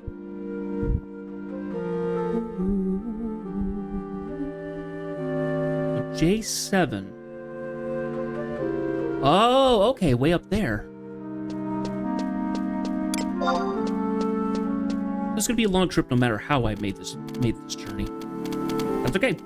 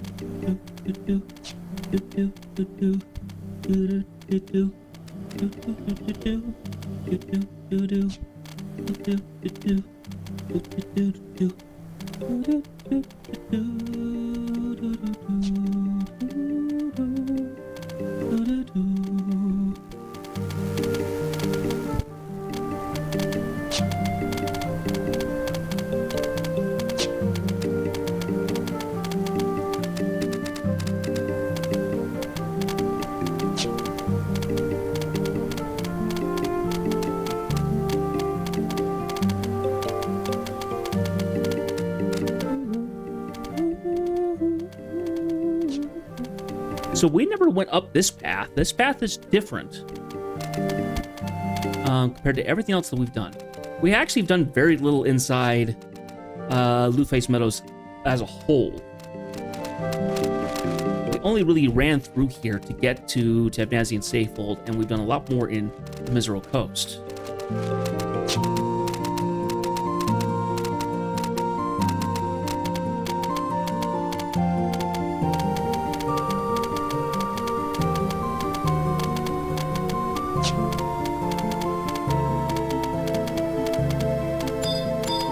Tabnazian Ram.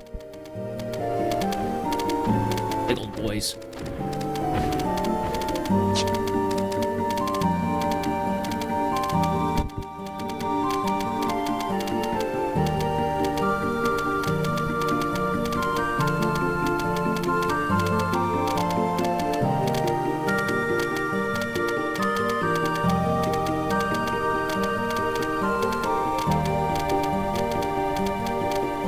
About here.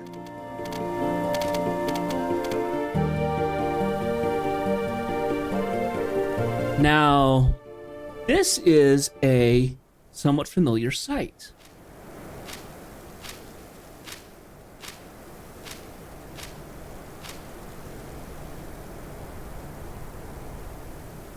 Hey, you found me! Have you been here before, Jeth? You can see from Malms.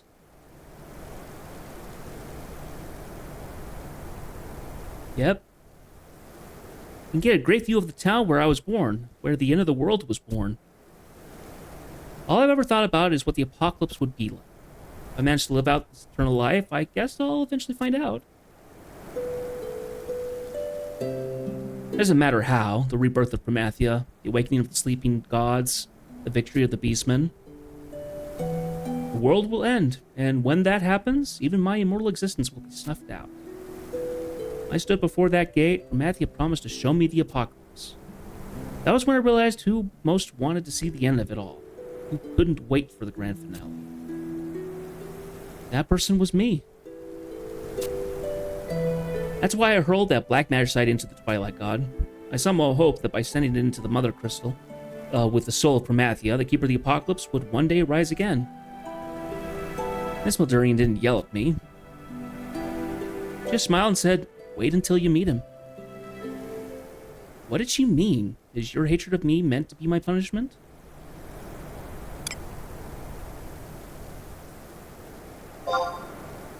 I don't think so.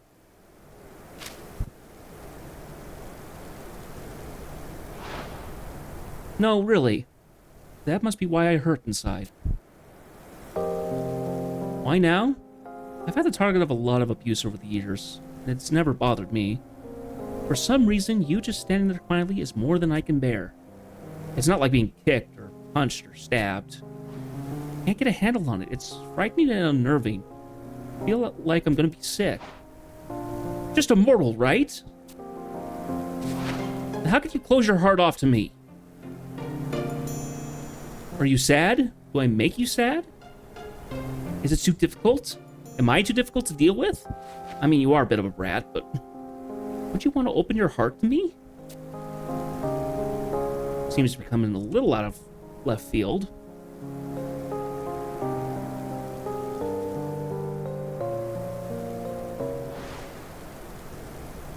What the heck is this feeling? What the heck is going on?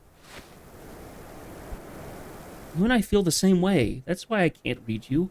We share the same soul. No, it's not that I can't read you, it's because I've become the same as you.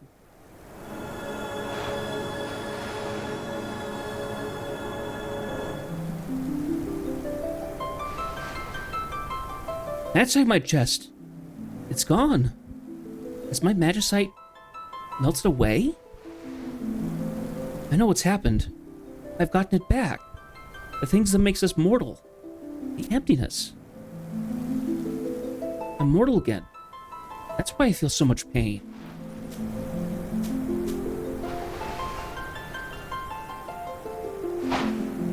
Darn. Being mortal sure is complicated. I'm in pain, but I'm happy. It hurts, but I can smile. That's what I can tell you from the depths of my being.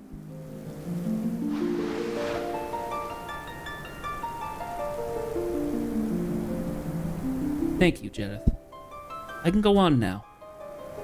Not simply wait for the end, but be just like everyone else. And truly live. Off you go, Preach.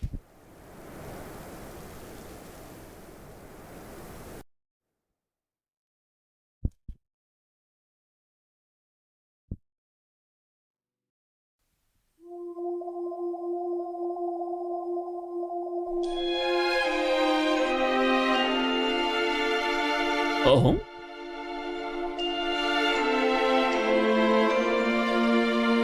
What's this?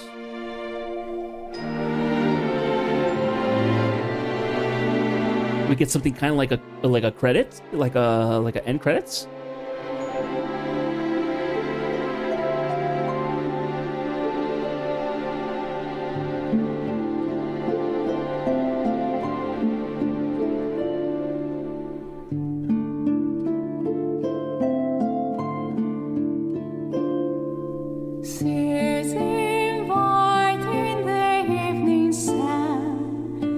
To light their somber peace.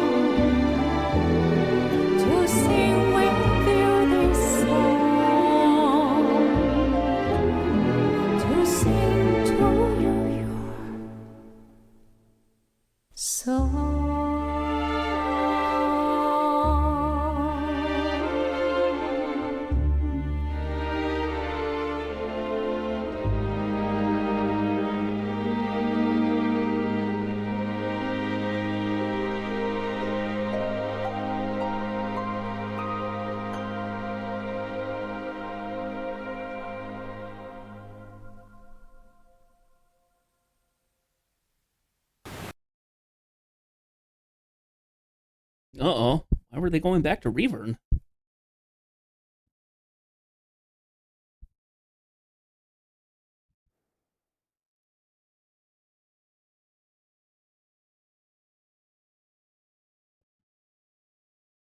Oh, one phoenix feather.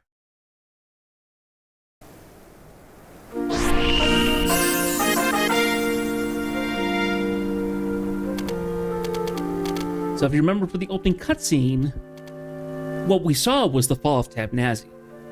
And I never linked that together. That's really cool, honestly.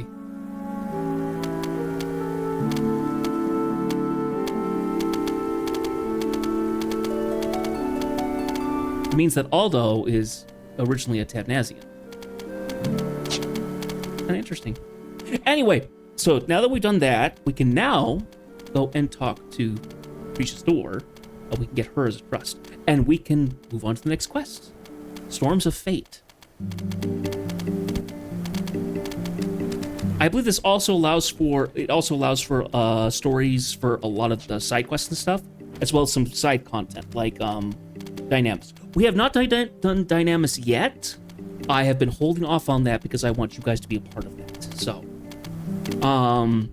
when we get to points where we can't really do more in terms of more things inside Treasures of Aragon or something, when we hit like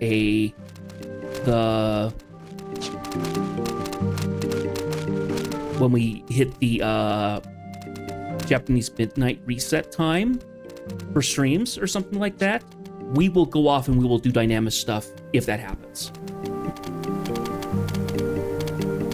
Because there is also the relic gear that we can get.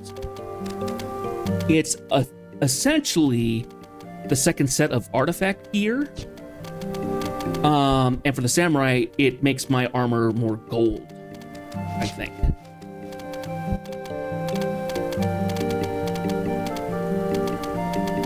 And so at some point, I will get all of the armor for samurai, and I will then change that into my glamour, into my lock style. So my armor will look like that. And then when we get to Abyssia, whenever we do that, I can start working on getting the Abyssia armor, which is red with blue accents. And it actually looks really, really cool. We, instead of having the U-shape on samurai, it actually is a specific name. That actually will turn into a crescent. It'll turn into a crescent moon on the top. It actually looks really, really cool. Anyway, yeah, let's go get Preesh.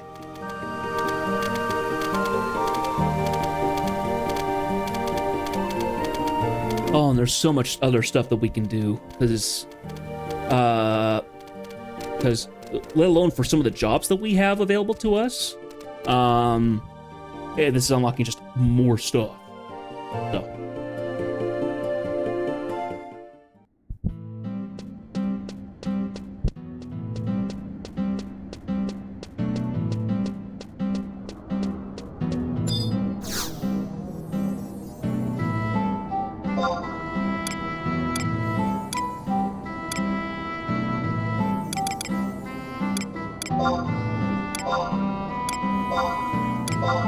Now, before the updates that came to this, that was the end of Chains of Promathia. That was as far as it went.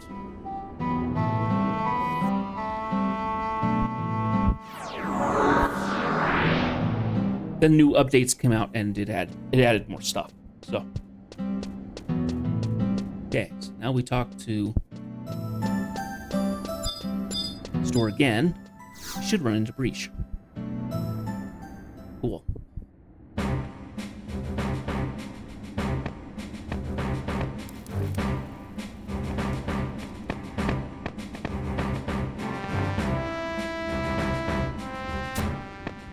Well, look who the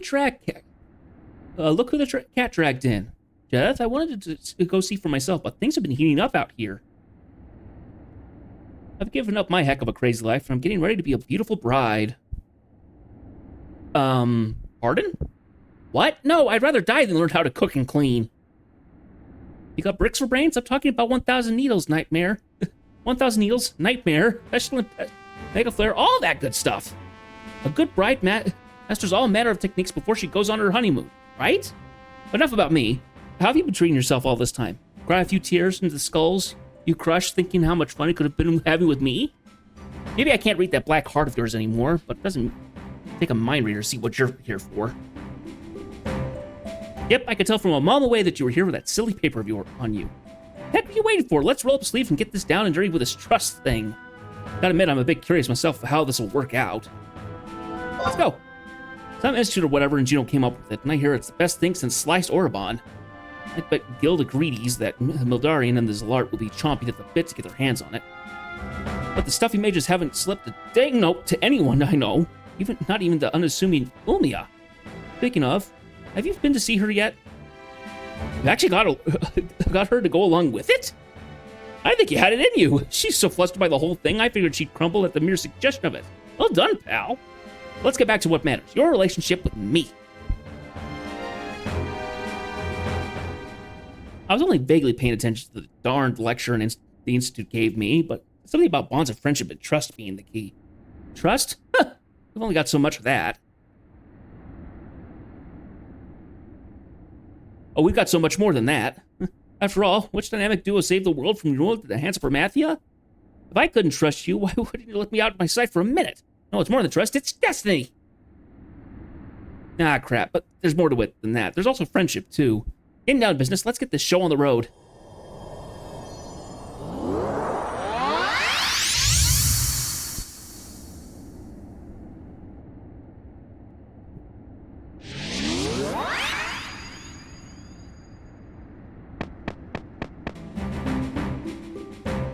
Can't be that hard, right? A little bim bam boom and off we go.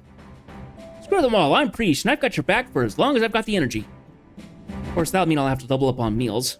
And if I'll be up your side the whole time, I'm gonna need a whole safe house full of damn old steaks. Double up? Maybe triple up? No, quadruple up! It'd be nice if I had to head out on another adventure with you myself. But I'm sure this one here can handle it. Just keep her safe and fed, and she'll kick the snot out of anything that gets in your way. Oh, by all means. All right, time to continue on. So now we're gonna go walk to the palace and begin Storms of Fate. I'm hoping these quests will be a little bit quicker than that one, because that took forever.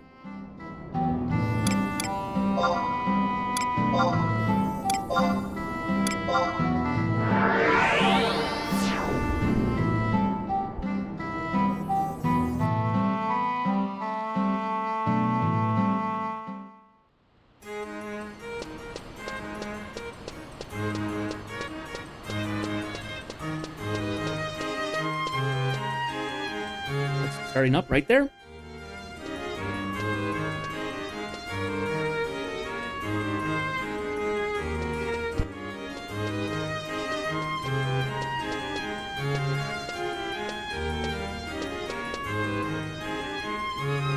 Yes, I have been looking for you. Come, we have confidential matters to discuss. Yes, ma'am. I must speak with you regarding the Worm King Bahamut. You may recall him returning to the heavens, but I have received confirmation that he has once again descended upon Cape Reaver. Judging from the activity of the worms remaining in the various regions of Vanadil, I suspect that they have yet to regain their faith in mankind. Most importantly, Tecnasia is in danger. Reach and Olmia have already been informed. I assume that you'll also lend them your aid. Yes. Then you should head to Cape Reaver. Reach and Olmia have probably already departed.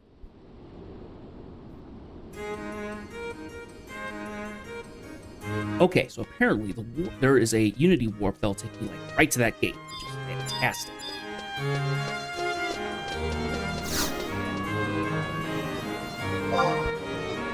Back to Sandoria, back to South Sandoria, the entrance. If.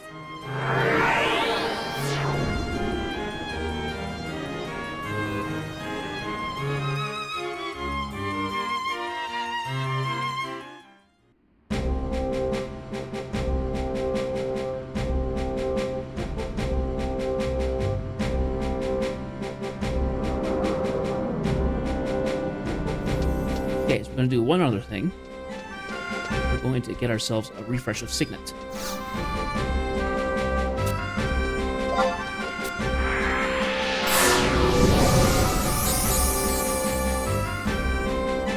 Ta-dang.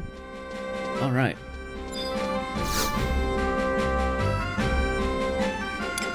Wanted encounter area. 22.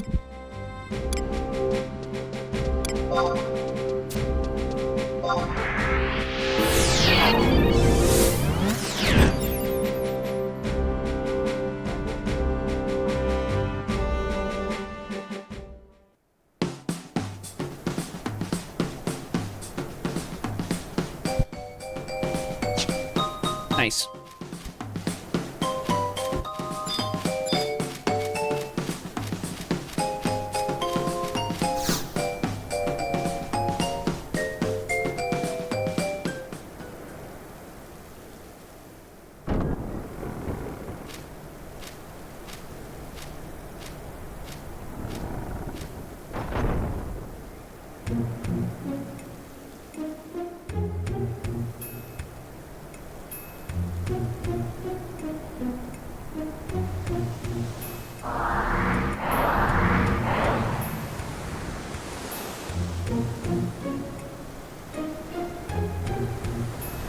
I don't understand. Bahamut is nowhere to be found at Monarch Lynn. We've searched all over the south side. We must be looking at the wrong side. Let's try again, Preesh. Hey, up. Get it?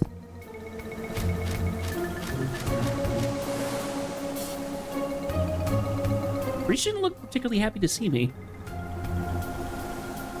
I'm so glad you're here. Nothing could reassure me more than your presence. Member of the Tevnazian Patrol witnessed Bahamut returning to Cape Reavern with an army of worms. I looked over to the south side, but Bahamut is nowhere to be found. We're about to begin searching the north side now. It'll take a while to search every island, so I think we should split up. Let's go, Preesh.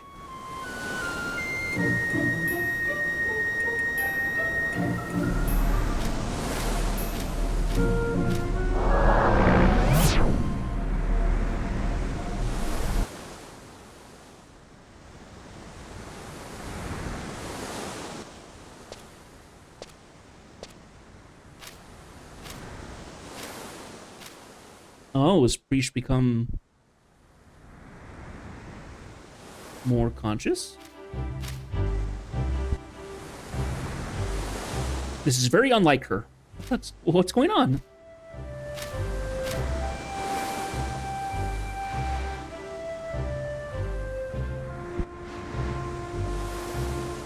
Oh, Jeth, I'm simply delighted to see you again. Surprised? I'm a regular girl now, you know.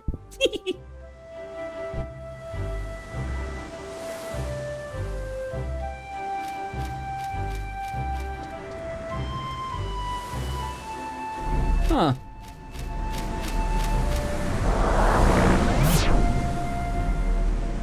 The fact that she's now mortal again seems to have softened her up a bit.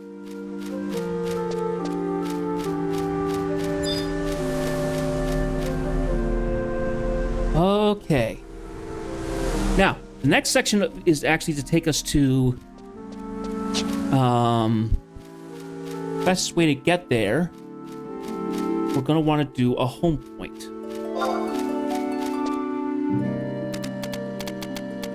So rather than doing a warp, actually a warp would be faster. Go ahead and do a warp.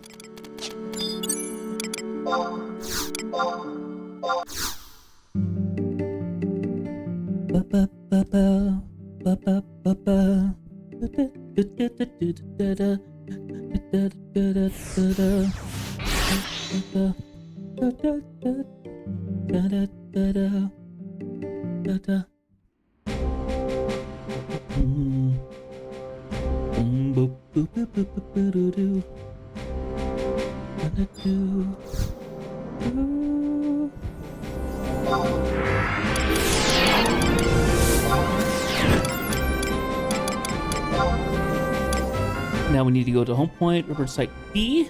Yes.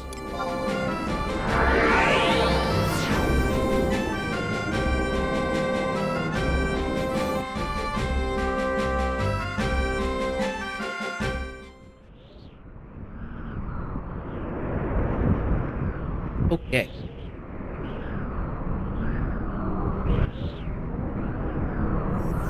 Okay. If you're using the whole point, go northeast to the normal spatial displacement in order to reach the island that has the green displacement.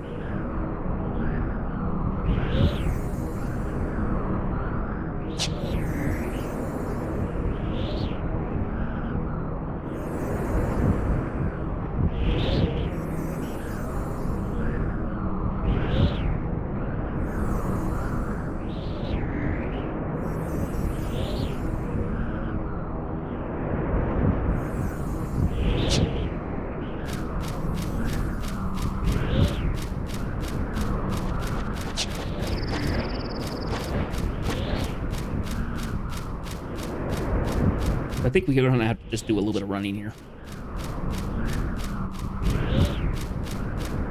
Just warm in my room. Getting November and it's still 70 something in here.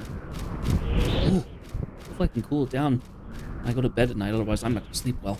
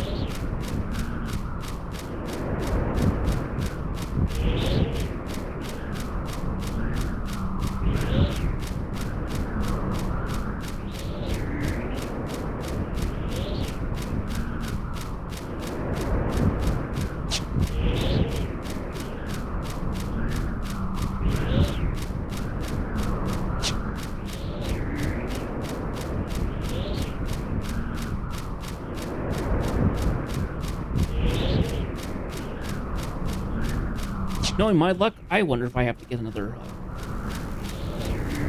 scale. I hope not.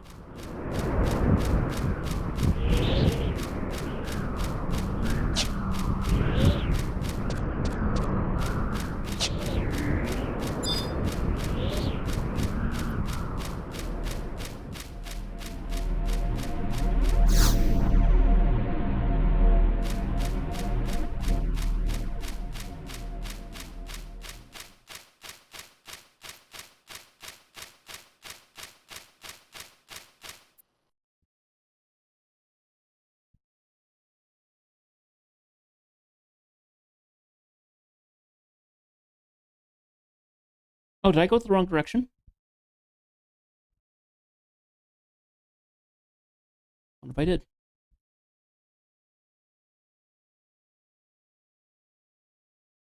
Oh, yeah, completely in the wrong direction. I'm not even in the right zone. Supposed to be in B01. I'm in A01. Yikes.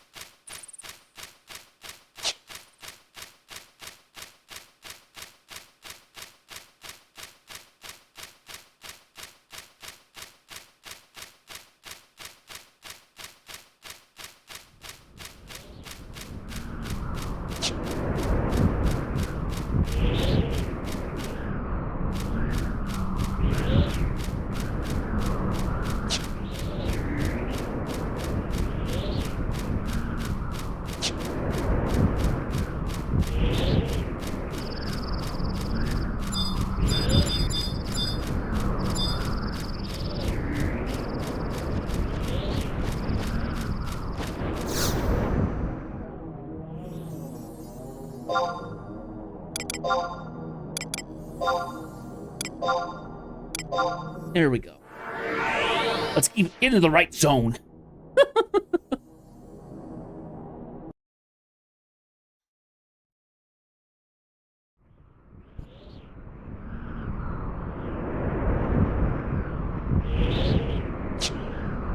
That works. This takes us right to Monarch Lynn. You sense the majestic presence of a terrestrial avatar on the other side of the spatial displacement.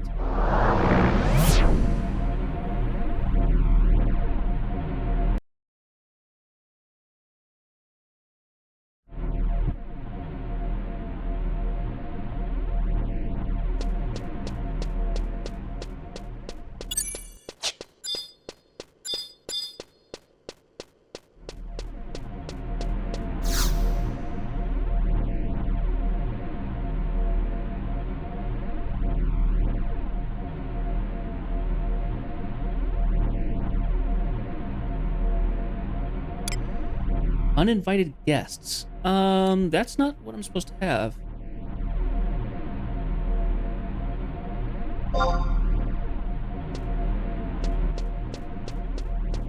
That's not right at all.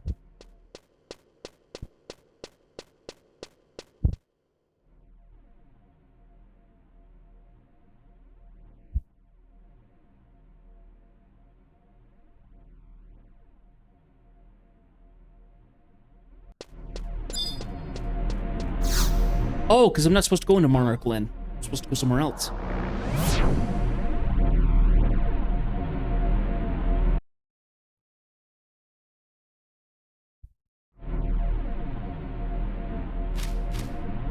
I need to go to the green displacement in the northwest at... Oh, okay.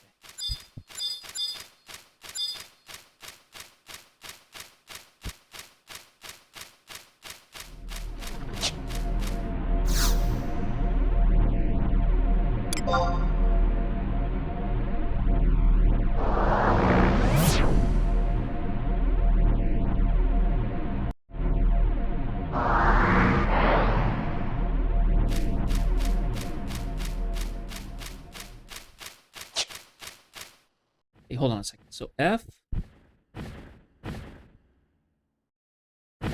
is to our right.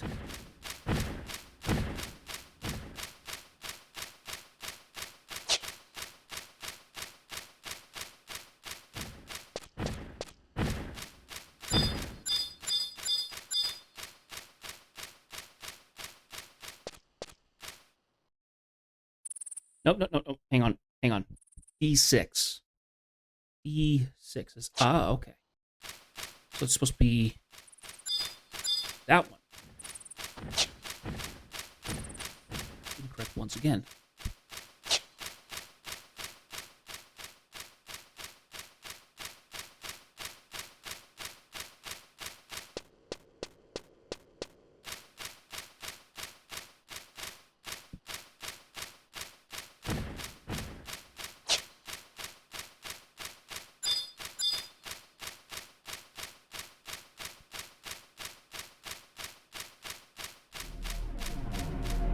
Ah, and it is green. Very different.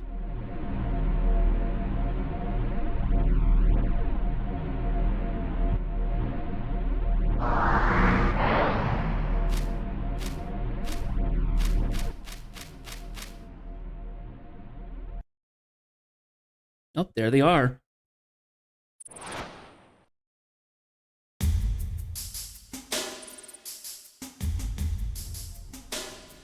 And there he is. So it's you. I knew we would meet again, but I must say, this is sooner than I expected.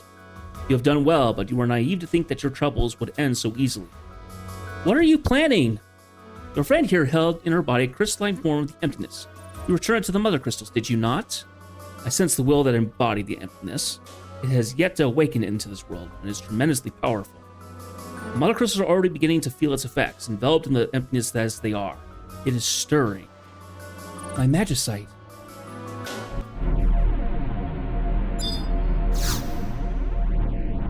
Storms of Fate. That's what we're looking for.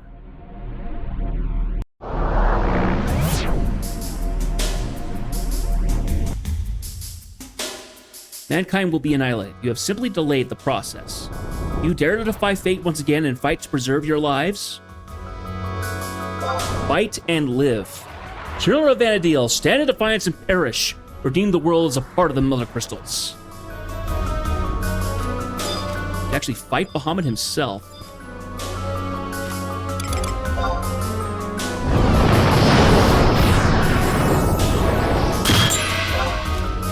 I'm not concerned.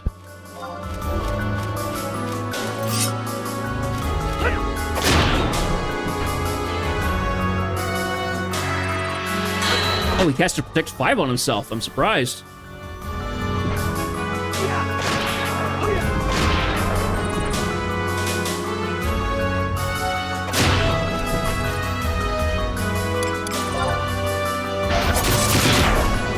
Children of Vanadil, do you think you can accomplish by fighting for your lives? You know your efforts are futile, yet you still resist. Your lives are a blasphemy against the Mother Crystal.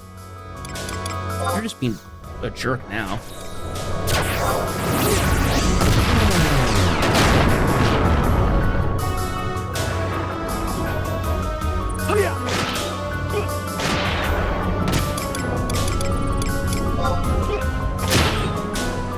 He ready's Giga Flare, but I got him before that went anywhere.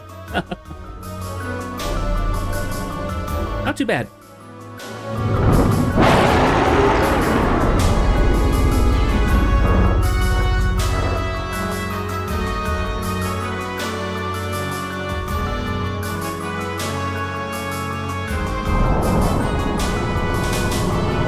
You have delayed mankind's extinction yet again.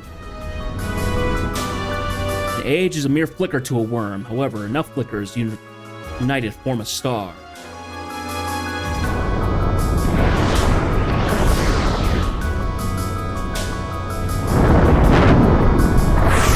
Children of Vanadil, unite and form a future in which mankind can survive.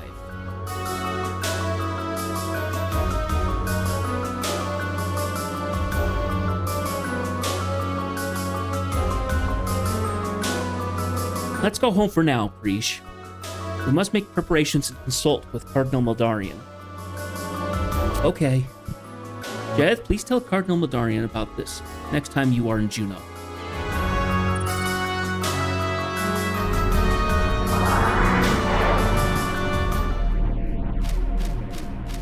The Whisper of the Worm King.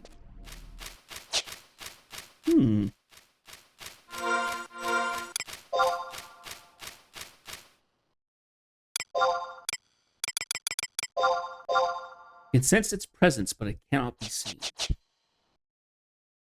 Interesting.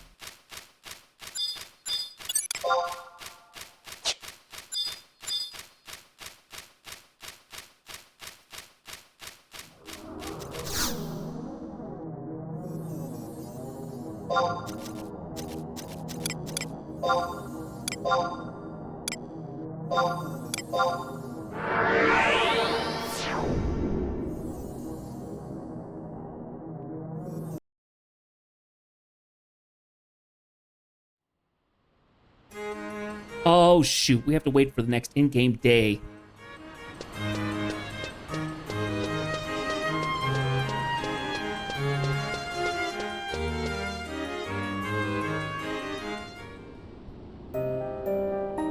Well, shoot. Star of Tepnasia. Stone priest released when Promathia was defeated. Children of Vanadil harbor the emptiness inside their bodies, even if just a small amount. I envisioned it causing problems before too many thousands of years passed. However, I never dreamed that we would face such a threat so soon. We have no choice now but to stop Bahamut. I have a feeling that he was waiting for you, desiring a confrontation. Bahamut pays respect to the strong, regardless of stature. It is that for that reason he is called the Worm King. We must gather an army of adventurers and challenge him yet again. Show our adversary the strength of mankind. As for me, I will conduct a thorough investigation of the emanations coming from the mother crystals. Perhaps I will find something of interest. If you can unlock all the secrets of Vandal, we may meet again. I hope with every fabric of my being that time will come.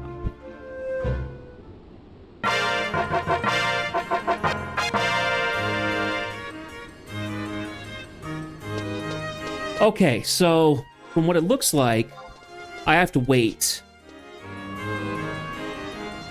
I have to wait until the next in-game day.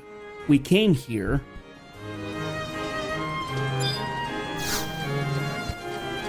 at the beginning of a day. So, unfortunately, that means that that's going to completely throw off our timetables.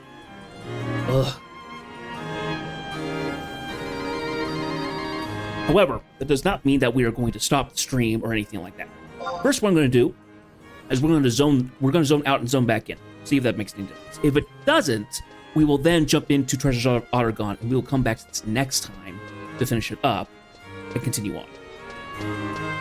Because I repeat, I do not want to waste my time waiting on something like this. I want to make sure the streams are full and that we get our stuff done. So,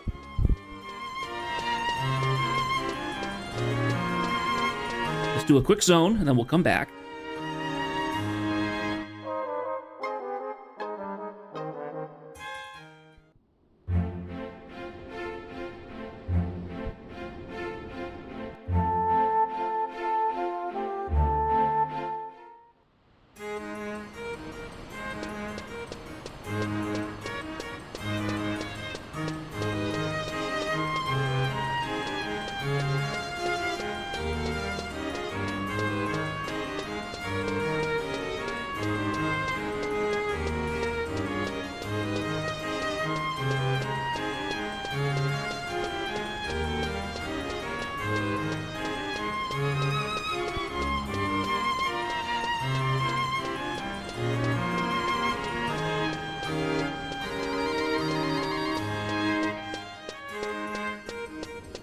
Yeah, it didn't trigger. Okay. So, since that's the case, we will now be doing a different change. We will go to Treasure of Aragon. Alright, so. Missions. Treasures of Aragon.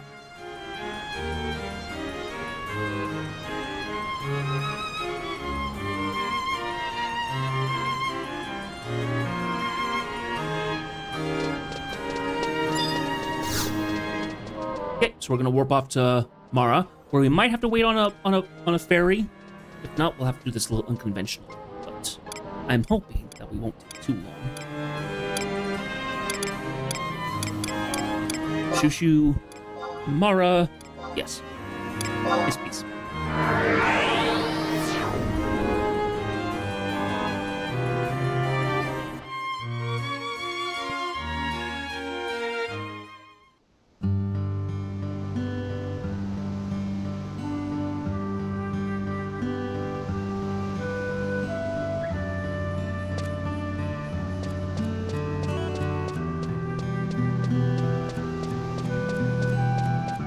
Now, there is a ferry here.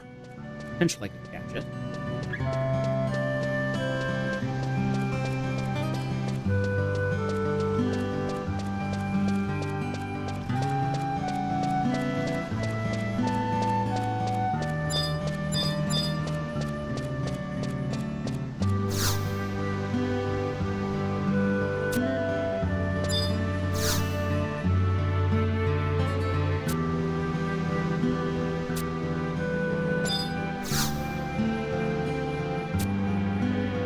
Oh, if I want to board, this is the one for coming in.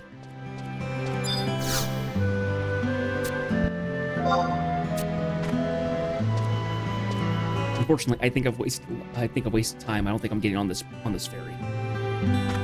It sits for like 3 minutes. The fact that it was already here means that the timer is unknown. And potentially I'm not getting on. Oh, yep, there we go. I just missed it.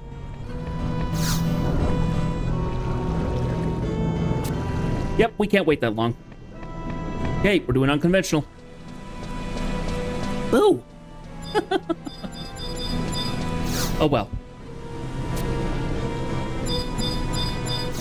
Albin, could you please let me back in?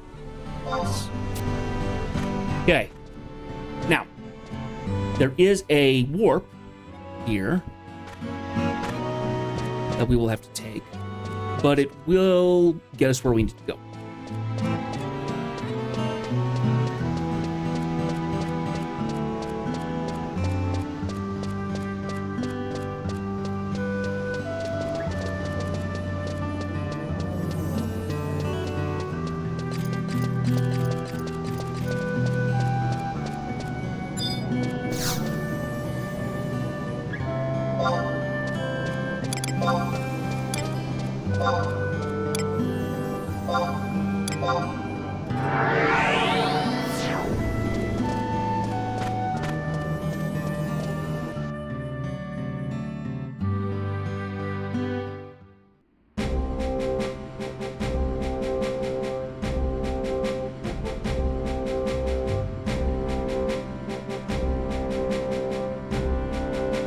Okay, I want to do a quick check. I don't know. Because apparently there's two ways. We can either get a survival guide, which it seems like there's a chance that I have that unlocked because I got the boarding pass. Or we'll have to do a Unity warp. So I want to check the if I can take the survival thing, that's even quicker. If not, we'll take the Unity warp, and we'll have the survival guide that we need. So.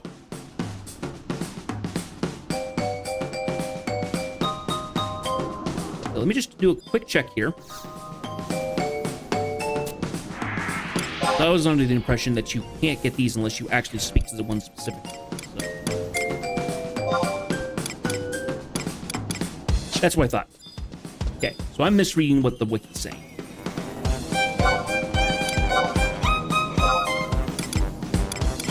Current region, South Cindoria, back here. Yes. So normally we would jump onto the ferry in Mara that would take us to Alzabi, which is the port right next to Ottergon Whitegate. However, because I don't want to wait another 12 or so minutes to get there, we are going to do something different. Because we have different options to getting there, we'll never actually have to get on the ferry. I mean, to a once encountered area, 125. We'll roll ourselves down to this page.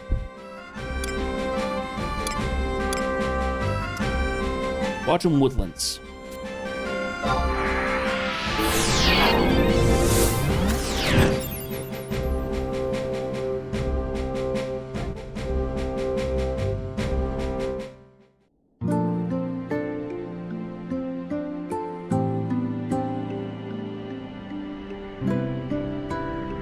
Okay. Supposedly a survival guide right around here. Is that true?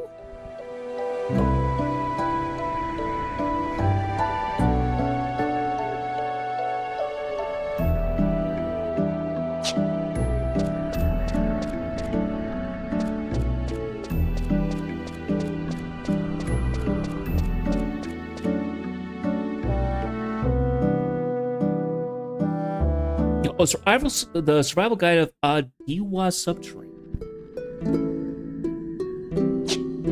And I don't have a map here. I will have to go talk to somebody in Argon or Alzabi probably to get more maps. We are here. We are in Treasures of Argon.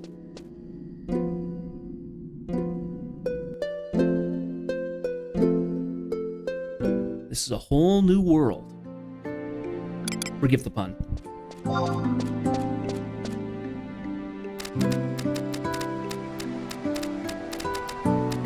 Big old map that we can use.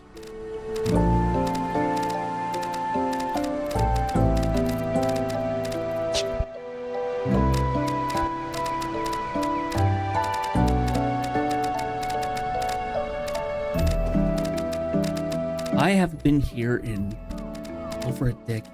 Oh my gosh. Nearly a decade and a half, I think.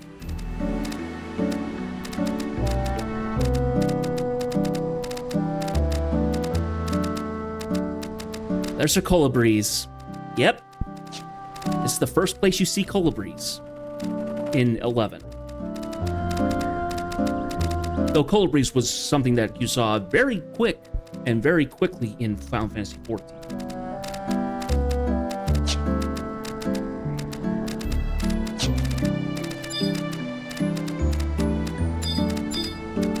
Amaratats.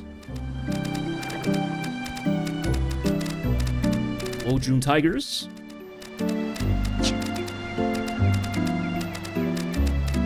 Somewhere on this map, there were a couple places where you would party fight the lesser colibris, who, if you casted magic on them, I think, they actually would reflect it back at you or something. They did some kind of counter attack that made playing magic a little nasty.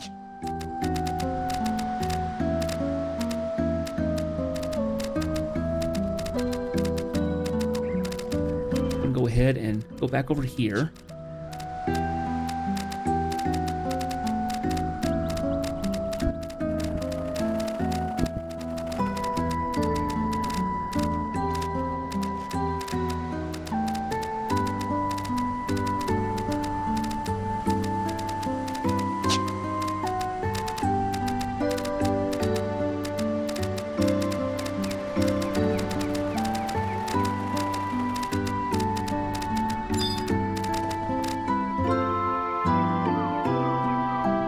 Now, I never figured out why, but you could always come to this lighthouse, the Postern, and you'd end up back in Ottergon.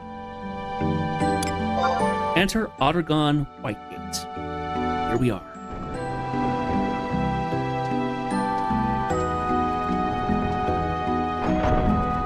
We're back in the Near East. And the music in this place is actually really good. Oh, I'm getting hit with more nostalgia.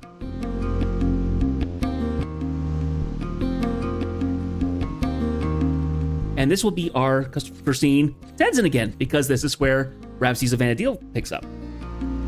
Lord Jeth, I urgently request your aid. Ask him what happened.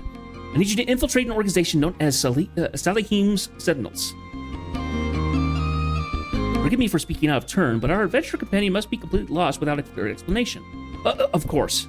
I met with a particular someone upon setting foot here in Ottergon, a staunch ally known as Gesho.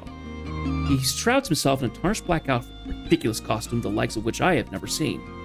One cannot help but admire his commitment to the cause, playing dress up in a bid to fully maintain his cover. Sir Tenzin, that is no costume, and furthermore is wholly irrelevant to this discussion. Let me get back on track. Gesho strove to find out all he could about this ambassador, but a Mithra of most vile temperament dragged him kicking and screaming while he was in the midst of an interrogation. It was then that we lost all contact. Kagero, for her part, turns out something interesting. That Mithra belongs to an organization known as Salihim Sentinels. What is more, this company is currently recruiting adventurers to aid in their cause.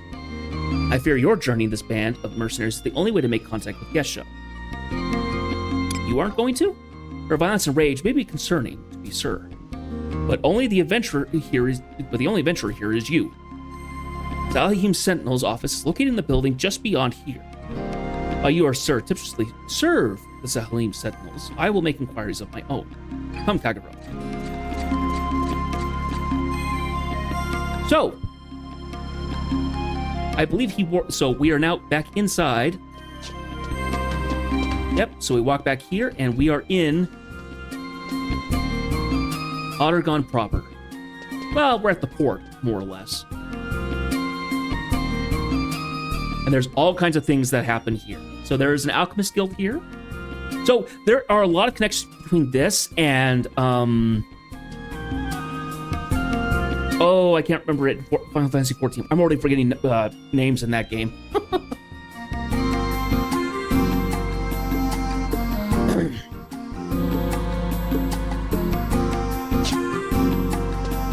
But this is more or less the equivalent of it.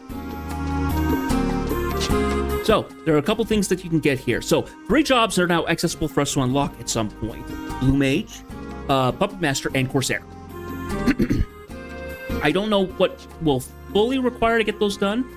I do remember that walking around this place can be kind of annoying because these doors to each of the little squares, they can be opened or closed. So sometimes they're closed and you have to walk up to a higher level and get them. What we're going to do right now is we're going to work on getting our home points set up and kind of getting ourselves started into the Ottergon sites. Okay, got there. We also have a survival guide over here. And I think a hunt registry. I need to look at the hunt registries because I don't know what they're for. I'm assuming they're part of the hunt, but I don't know how that is handled in 11 as opposed to 14. 14, you go out and defeat certain targets, and B rank, A rank, and S rank are all notorious monsters, and they spawn at certain times. I don't know how 11 handles it, because 11 would have introduced the hunt first.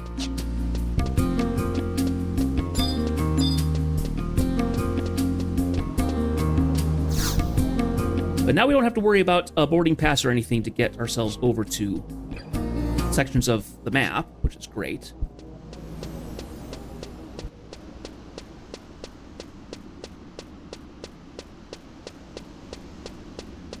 And this is the section. I would sit against one of these pillars, and I would wait for people to get me to invite me to parties. A level. I did that for a lot of jobs. Don't have to worry about that now anymore, which is thank goodness. But we have also a Mog house here. We also have access to one other thing, the Mog locker. So the Mog locker is another piece of storage, but it is slightly different. You actually are renting out the Mog locker. You don't own it, you rent it out. And you have to pay with a different piece of currency. Essentially, it's the equivalent of like Beastman coins, but it's Ottergon equivalent. So I think you get them from one of the. You can buy them from one of the NPCs around here. Anyway, let's see.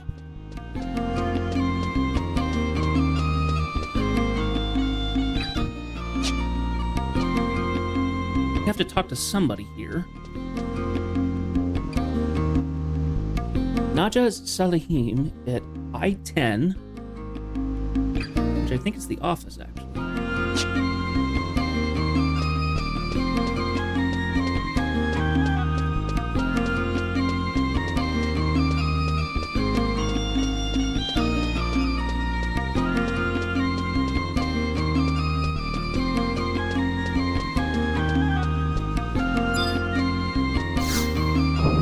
Salahim Sentinels.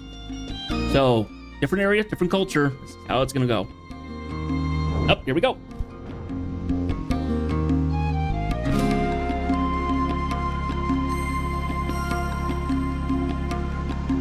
What are you doing standing around here? You're just getting in the way. Can't you see how busy I am? What's your deal anyway? You got business with me? Nope, never seen you before. Your lack of fashion sense, that slack-jawed face, that slouching posture, you can't possibly be from around these parts. You're a foreigner, aren't you? Sorry? I knew it. You're just the type of person I've been looking for. Did you come to be a mercenary, did you? Yep, that's the intent. Now you're speaking my language.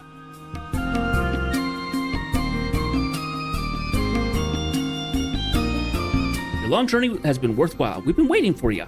Most of our work is official Empire business. In fact, we're the only mercenary organization in all of Al-Zabi that the royal family puts its trust in. We're the best of the best, the cream of the crop. But you won't get any lucrative offers just finishing up grunt work, so don't go thinking you can slack off. Now do you get it? First, you gotta show me what you're made of.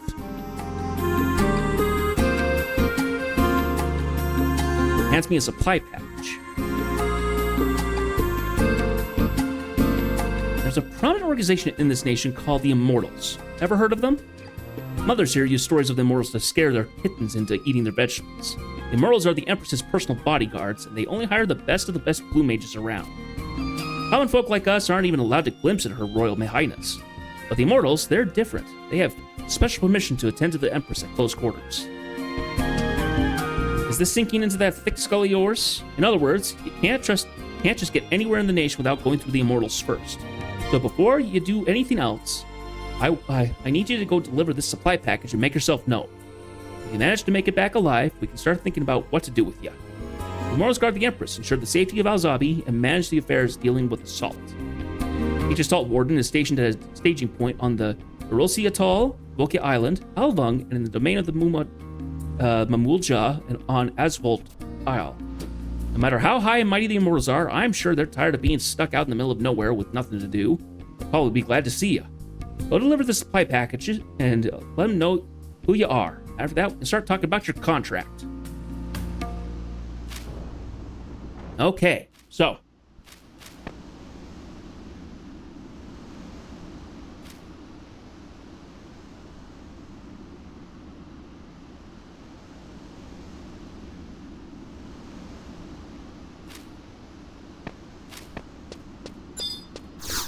Okay, so this gets a little convoluted, but I'm hoping that we can figure this out. Okay.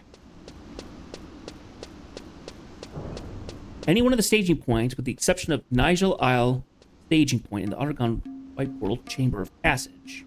Talk to the NPC station there to complete delivery. If you're at a staging point, be sure to do the delivery first to the nearby NPC, as interacting with the runic portal will teleport you directly back to Aragon White Gate, and you will not be allowed to use the Chamber of Passage to return yet.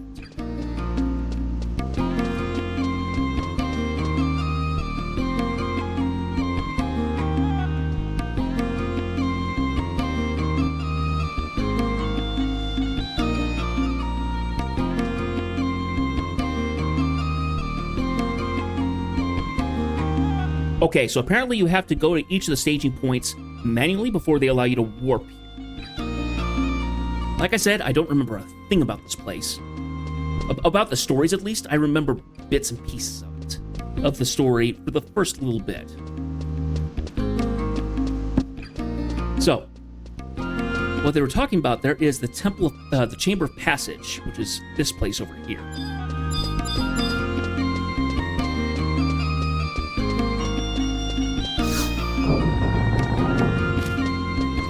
And this I vaguely remember.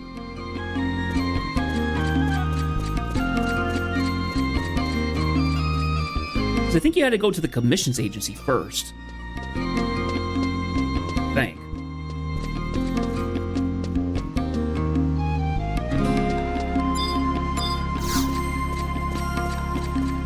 You cannot use the runic portal without the Empire's authorization. Okay, so.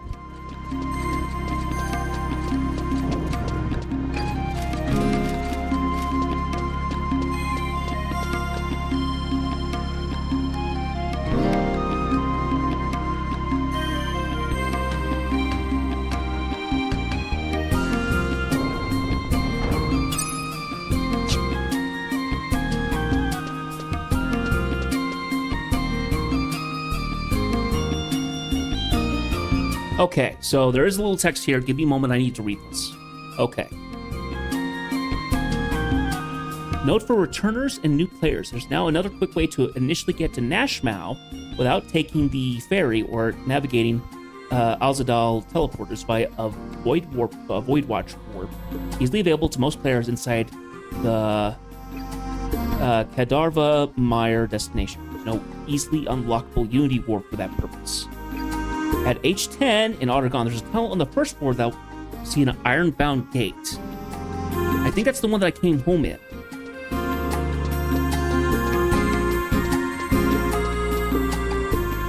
Okay. Ah, okay. So that's what they want me to do. So we're essentially going to do a small little warp.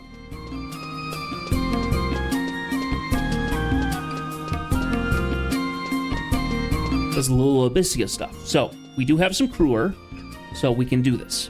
So essentially we're going to walk back out, and there's a character right outside the postern that will allow us to do a Void Watch warp. And any of the requirements that are needed for this, I already have. So we will go ahead and do that, and that makes it really easy to get there.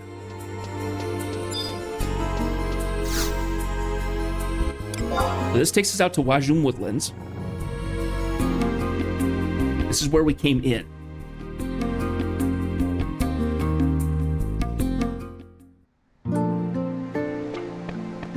Okay. There was 2 of them right out here. Up to Camille.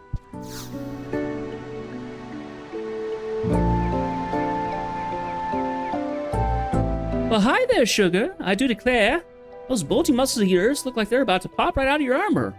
Could use a guy like you in the Void Watch. In case you weren't aware, hun, the Junos put together a group called the Void Watch, whose brave men and women fight the good fight of here, war of the Void Walker's aggression. And in fact, we're here courting adventures like you. Says a barrel about the Empire's predicament. Those trainer drips or whatchamacallums are swarming these lands like flies on a dead chocobo. I tell you what.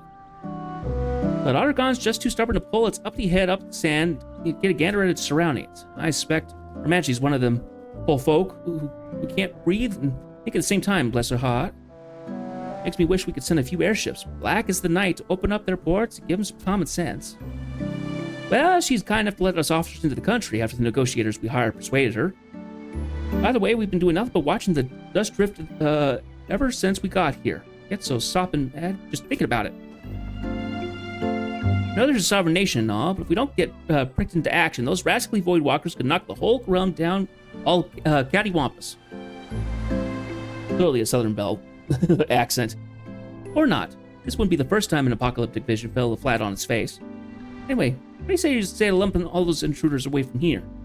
From away. That sounds like something up your alley. Why not join the Void Watch? I would like to... Do I say I need to...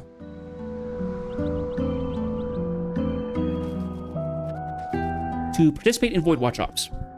Knew a true gent like you wouldn't leave little old me to fend off those nasty beasts all by my lonesome.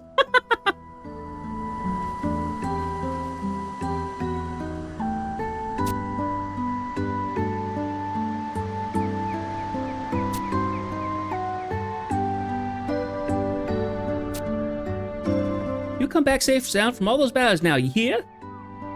Now, we've talked to an Amosite refiner.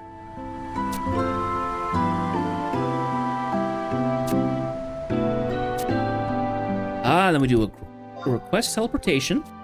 And I want to do Ottergon to Darby Mine. Darby Mire. Whoop! That was quick. Okay, so Wajum Woods was one location that we went to. Cadarvi Mire is another location. Now, see, we have the ruins there, and we have the staging point. Aha, that's what we're looking for.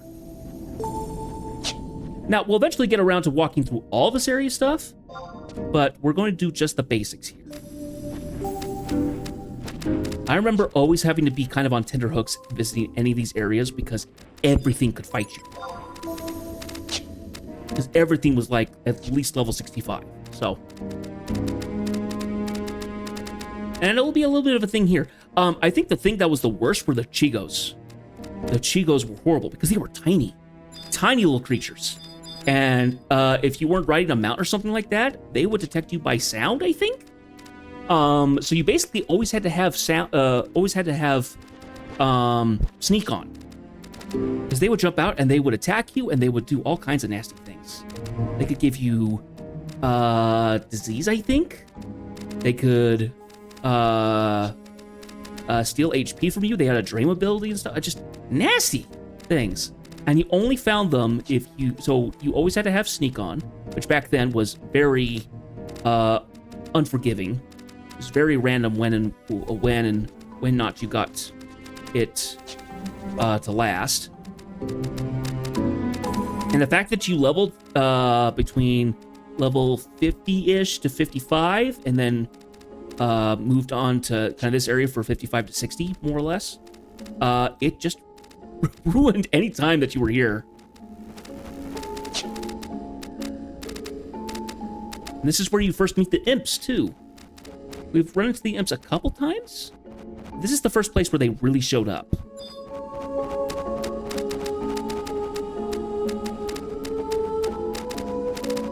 The fact that I can kind of walk around this place with impunity now, rather empowering.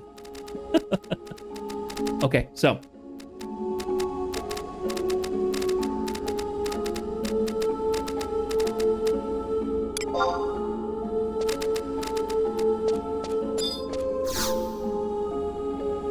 Enter the gate. So every place that we kind of locate to, we will need to find a staging point to kind of unlock it. So now we're in the staging point, which is basically like an outpost. No enemies in this area. A couple different locations. We will be coming back here for specific stuff. Okay, so we've gotten here to this one.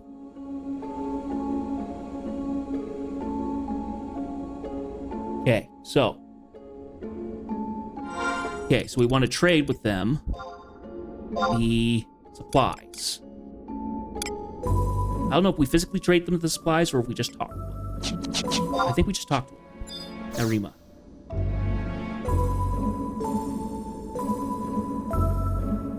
I, Narima, will carry out the Empress's orders through fire, ice, and storm. Oh, welcome to the Azov Isle staging point. Got something you want to say to me? Yes, I have a supplies package. Show the supplies package to the immortal. Oh, a supplies package. How did you get this? Magnificent. Look how it gleams. The scent makes me feel so fresh and pure. This is such a precious item. Thank you so much. What can I give you to show you my gratitude? Oh, I know. I have some fantastic information for you. See the glowing blue device behind you? That's a runic portal. Pride of Ottergon. Our brilliant alchemists created it themselves. It takes you apart and puts you back together in a faraway place. Scary, isn't it? I was scared at first, too. I mean, the entire contraption is simply beyond belief. It's hard to believe that such a thing could exist on Vana'diel. I really don't get it. How could your body be disassembled and then each individual molecule meticulously reassembled in Alzabi's chamber of passage? Does that make sense to you? Well, it might be frightening, but once you travel to Alzabi once using the runic portal, you can use it to return here, too. So if you ever like to talk to me again, don't forget about it. And Imperial standing has increased. I don't know what that entails specifically. I guess. So, this is something that we're called staging points, and that will come into contracts or something. I can't remember. There's a lot of content, but we go to the runic portals. These might look familiar to anybody who's played Final Fantasy XIV with the Bathflower Remnants dungeon. Bathflower Remnants is one of the points from Final Fantasy XI, Ottergon, where we are. So, attuning yourself to this runic portal will open a path to the chamber of passage. So, step into it. It activates, and big old camera sweep.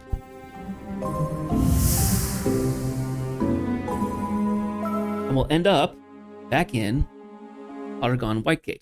So I forgot, Alzabi is not the port like I was expecting it to be. I was thinking Nashmount. Nashmount is a port that you find. So Port Alzabi is right there. If you follow there, you will get to you'll go to Nashmount, which is where we're also seeing another Beastman. We saw one briefly as I walked through, but this is basically the location you go. So I can't normally go in there without something else, I think. Maybe not. I don't know. I believe what you have to do is you have to run across here to the commissions agenda. Commissions, that's what it is. So commissions are kind of like these standalone little missions that you can do. We won't worry about those too much.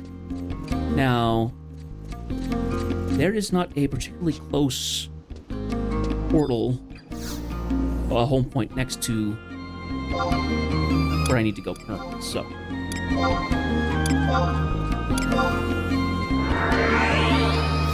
Okay, now, we also got the, so the mission specifically that we have, let's see, missions, Ottergon.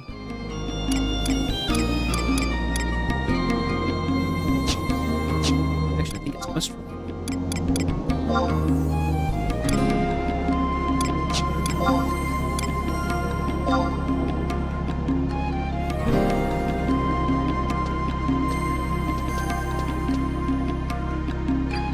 So we did have that little cutscene of Tenzin for Rhapsodies of Vana'diel. I don't believe we can actually continue until we do Argon Mission 12. So we actually will not be doing any Rhapsodies of Vana'diel stuff for a little bit. Probably for a couple streams, if anything, if my guesstimate comes up. I believe we can actually look at our quests current. Argon. So we have this one, which is the Argon Assault. I believe that's Void Watch operations, yes. So we can't do anything with it yet. Either way, we'll figure this out.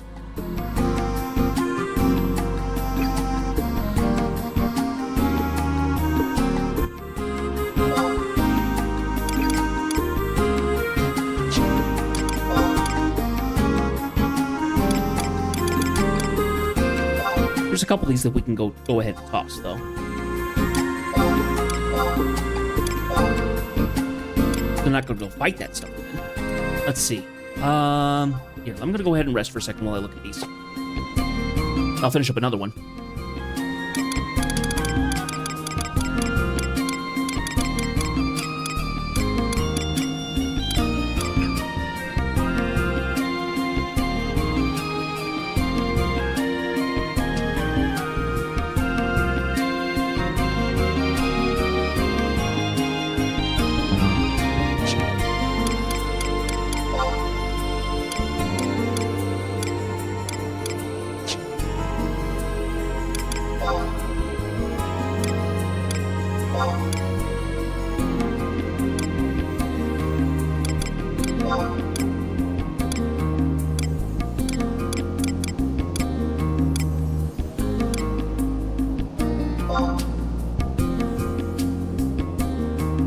Okay, we'll activate this one so then we have it available so we know where we are.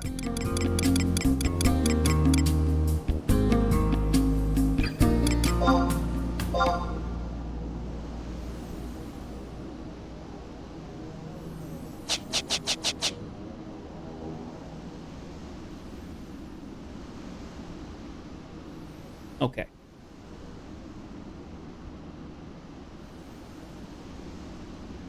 Okay, now we need to go back and talk to Salahim. Give me just a second here. Here we go. Some more limit points, some more sparks. All right.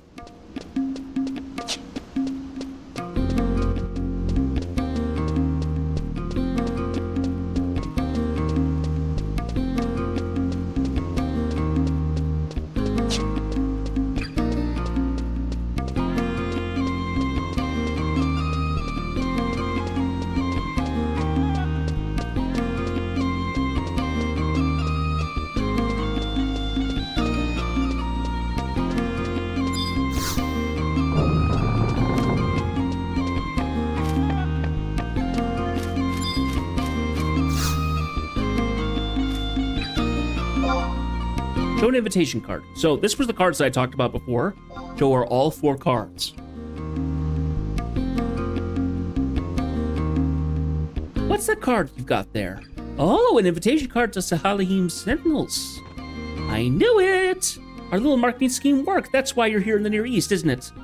Of course, what else would I expect from our brilliant employees? That crew might be about as intimidating as an Apakalu, but I knew they weren't good for something. Anyway, how many invitation cards have you got for me? Out with it now. Show you the cards. All 4 cards. Let's count what you've got now, shall we? 1, 2, 3, 4. Not bad, not bad.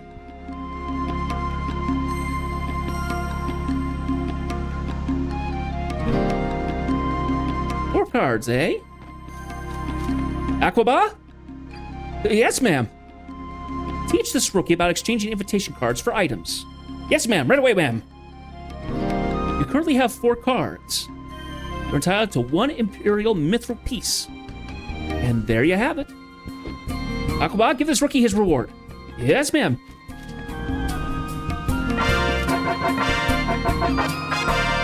So this is an item that now sits in my inventory.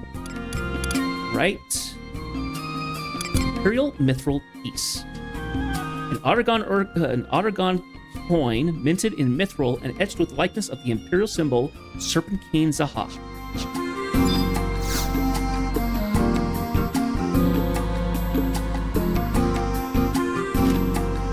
Now we come back for the actual mission.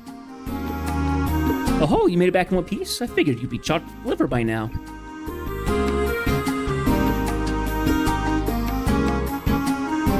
Sorry about that. I'm sure it was a walk in the park for an adventurer like you.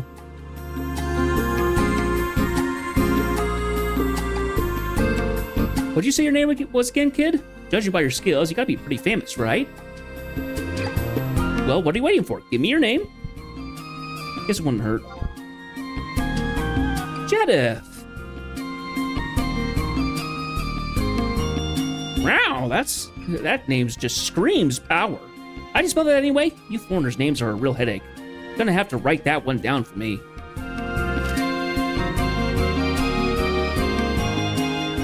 Write my name down on a piece of parchment.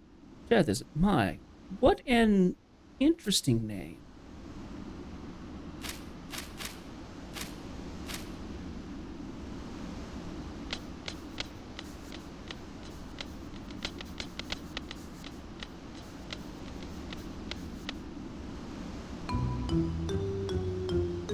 I vow, through rain and through wind, running not from storms of arrows and fearing not blasts of magic, to defend in times of beastmen attacks, and to venture out in times of peace. Let's see here. In sickness and in health, in curses and petrification, I pledge myself to Salim Sentinels for all eternity. Hello, blurry eyes. Signed, Jedith. Yes, yes, brilliantly worded, as always.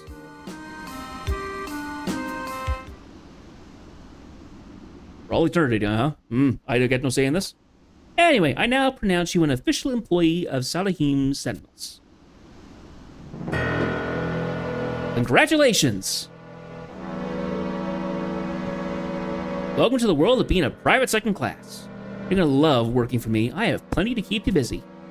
Well, what are you grumbling about now? You don't like second class being part of your title? Tough luck! I don't care how spoiled you were in the West, whether you were a knight or a musketeer or wizard, it don't mean a thing to me. You better not forget that you're a mercenary now and a rookie at that. If you got a problem with that, then participate in assault missions or do whatever you need to prove what you got what it takes. Come to mention it, I don't think I've said anything about assault yet.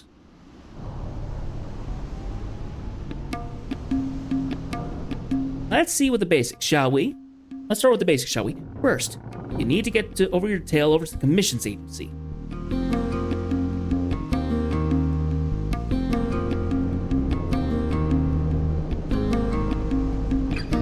That's an order.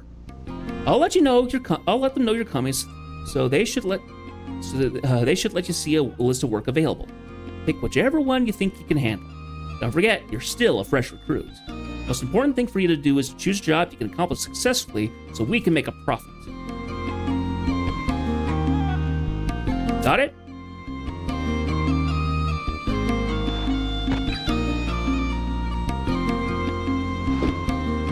And don't just stand there with your mouth hanging open. Get your tail over to the commissions agency pronto. All right.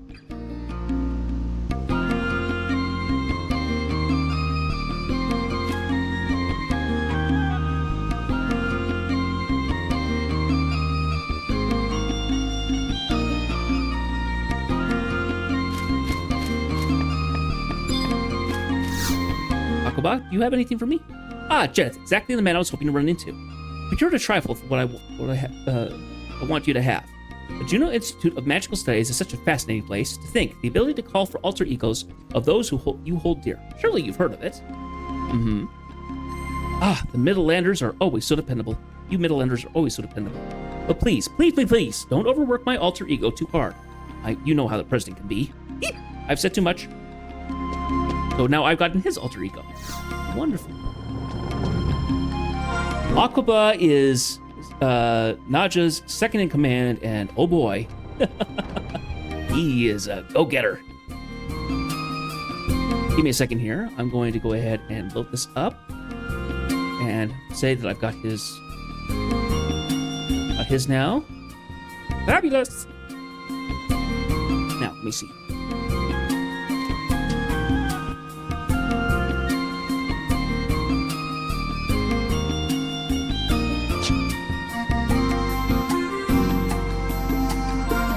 Okay. We're now going to look at my missions. Now they're gone. Current one is President Salim. So.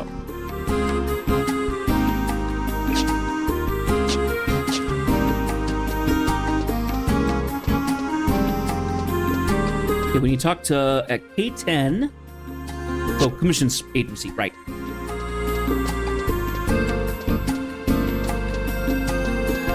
So the city itself is not particularly huge. So I might just run it for a little bit here. Now there is Al Zabi next door, which is a place that we will become fairly intimate with. It is where a lot of combat happens with assault. That will get explained in just a minute. So, let's see.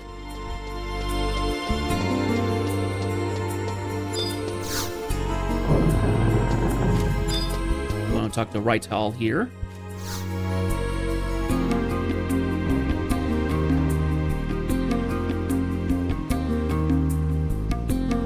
Welcome to the Commissions Agency. You have completed mercenary registration procedures. One moment, please.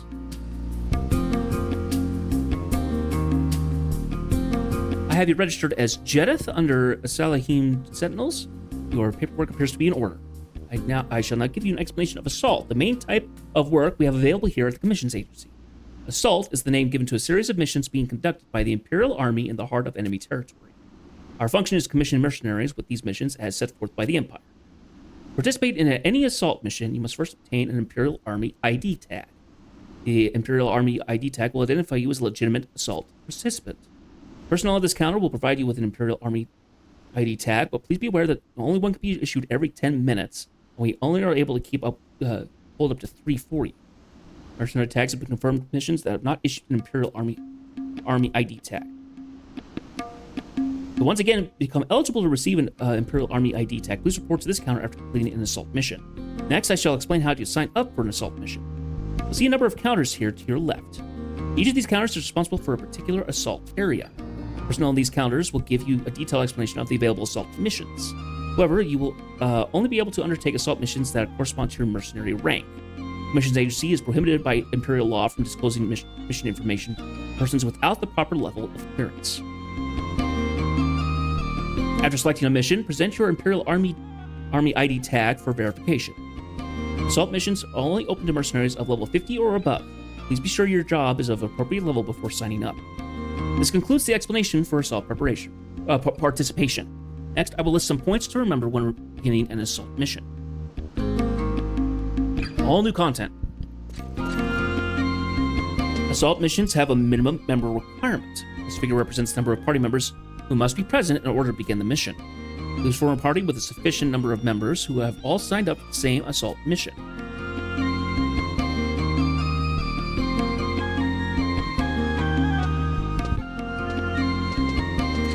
After forming a party, make your way to the mission staging point located at the entrance of the applicable assault area. To facilitate a speedy journey to the staging point, I would suggest utilizing the runic portal within the Chamber of Passage, located opposite this building.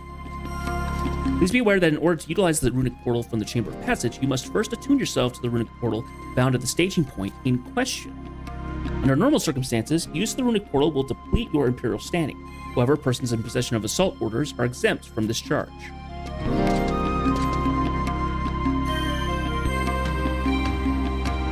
On arriving at the staging point, a representative from your assault party should speak to the immortal on duty to receive verification of command. Verification representative should then activate the runic seal at the entrance to begin the assault mission.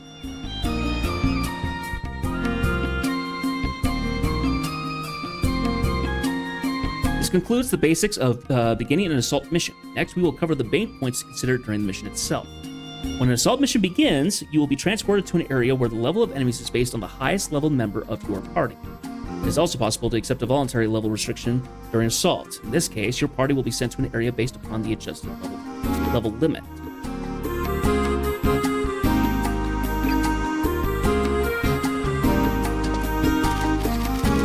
Once you have arrived in the area, the time limit for the mission will be announced. If you do not complete the mission objectives within this time, the mission will be considered a failure. To successfully complete a mission, it is necessary to activate the Rune of Release that appears after the mission objective has been fulfilled. It is possible to abandon a mission and be transported out of the assault area by using homing fireflies to guide you. Naturally, the mission will be considered a failure in this case. Before being transported to the assault area, all party members will be issued with homing fireflies. Homing fireflies are temporary items that cannot be taken out of an assault area. Other temporary items will also be available during mission assault missions. This concludes the assault mission explanation. Lastly, I will give you an overview of the rewards available for successfully completing an assault mission. After successfully completing an assault mission, the Empire will award you with assault points. These points are only awarded for participation in assault missions and are accumulated separately for each assault area. Each area has specific items available that can be purchased in exchange for assault points. You can check your assault point totals and purchase items from the counters to your left.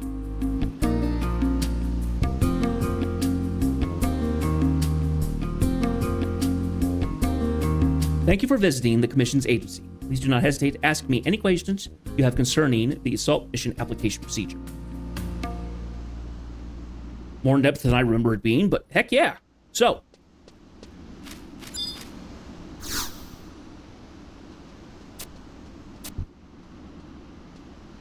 we can go through and see this. Spend assault points. What do you wish to purchase? So you can start getting some interesting stuff. Level 50.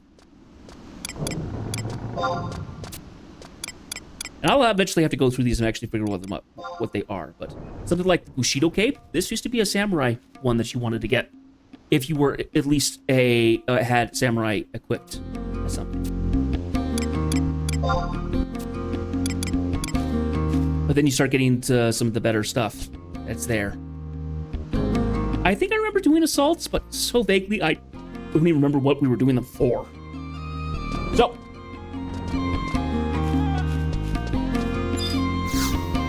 I will have to look at all the items that are there and see if there's anything worth getting. I don't think there will be. I will have to see them. Now, let's go ahead and head on back. Need to talk to Naja again. I think that will finish up our stream for the night. So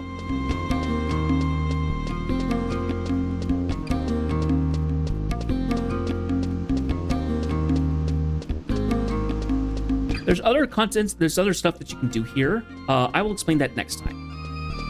So it's just kind of an overview of what we're doing here currently, because we're brand new to the area. So back at the bottom again.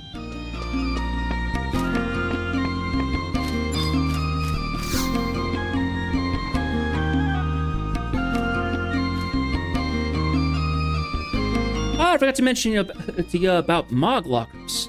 Seeing as we're so concerned for the welfare of our employees, we offer a Mog Locker service to each mercenary for their own personal use. We know how much of a hassle it can be carrying around all your equipment and materials with you while you're trying to do your job. Of course, you gotta turn out your own pockets for it. Gotta have to talk to Fubrun in Stone Serpent Squares if you want details on how to use a Mog Locker. Get it? Got it? Good. Now get to work. That's an order! We will come back to this at a later date. So while we're in this area, we will not be getting Signet. We will be using Sanction, which is the equivalent. Fighting things will give us Sanction points, which I think you can get other stuff for. Now, I don't remember exactly who gives you Sanction. I think you have to talk to specific guards or something like that to get Sanction. So we will not worry about that until next time. Next time we'll also be doing more stuff to try and finish up Change Permathi and things like that. So we're gonna go ahead and call it here. We will come back to this pretty quickly. I would like to do it quickly. I believe we will be going into...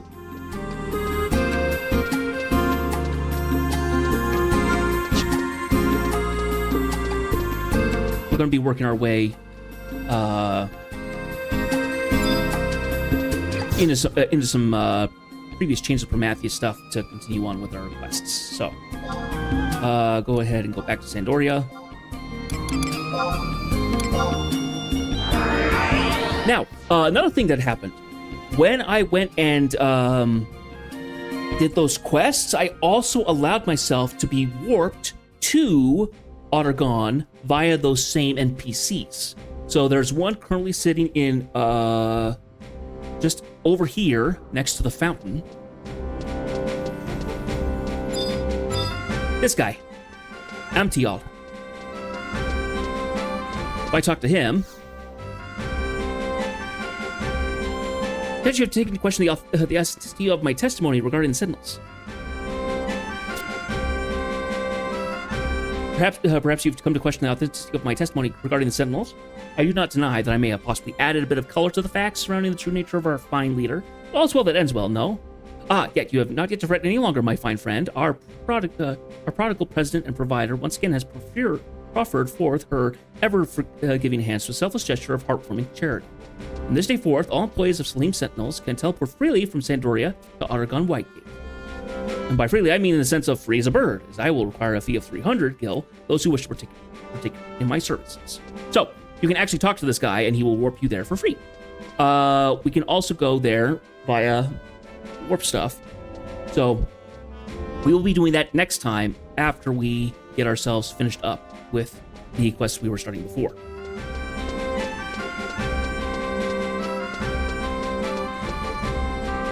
I believe Knight of Gold will be our next quest. Yes. So anyway, my throat is starting to hurt because we talked a bit. And that is the end of our stream for today. So, schedule. Wednesday, we'll come back to this and we'll jump back in, finishing up everything that we were doing before today, and hopefully continue on with Treasures of Ottergon. Honestly, I really want to get into that. I want to get into that area so much because it's a whole new set of things to do. So, give me 1 second. It looks like I got a message.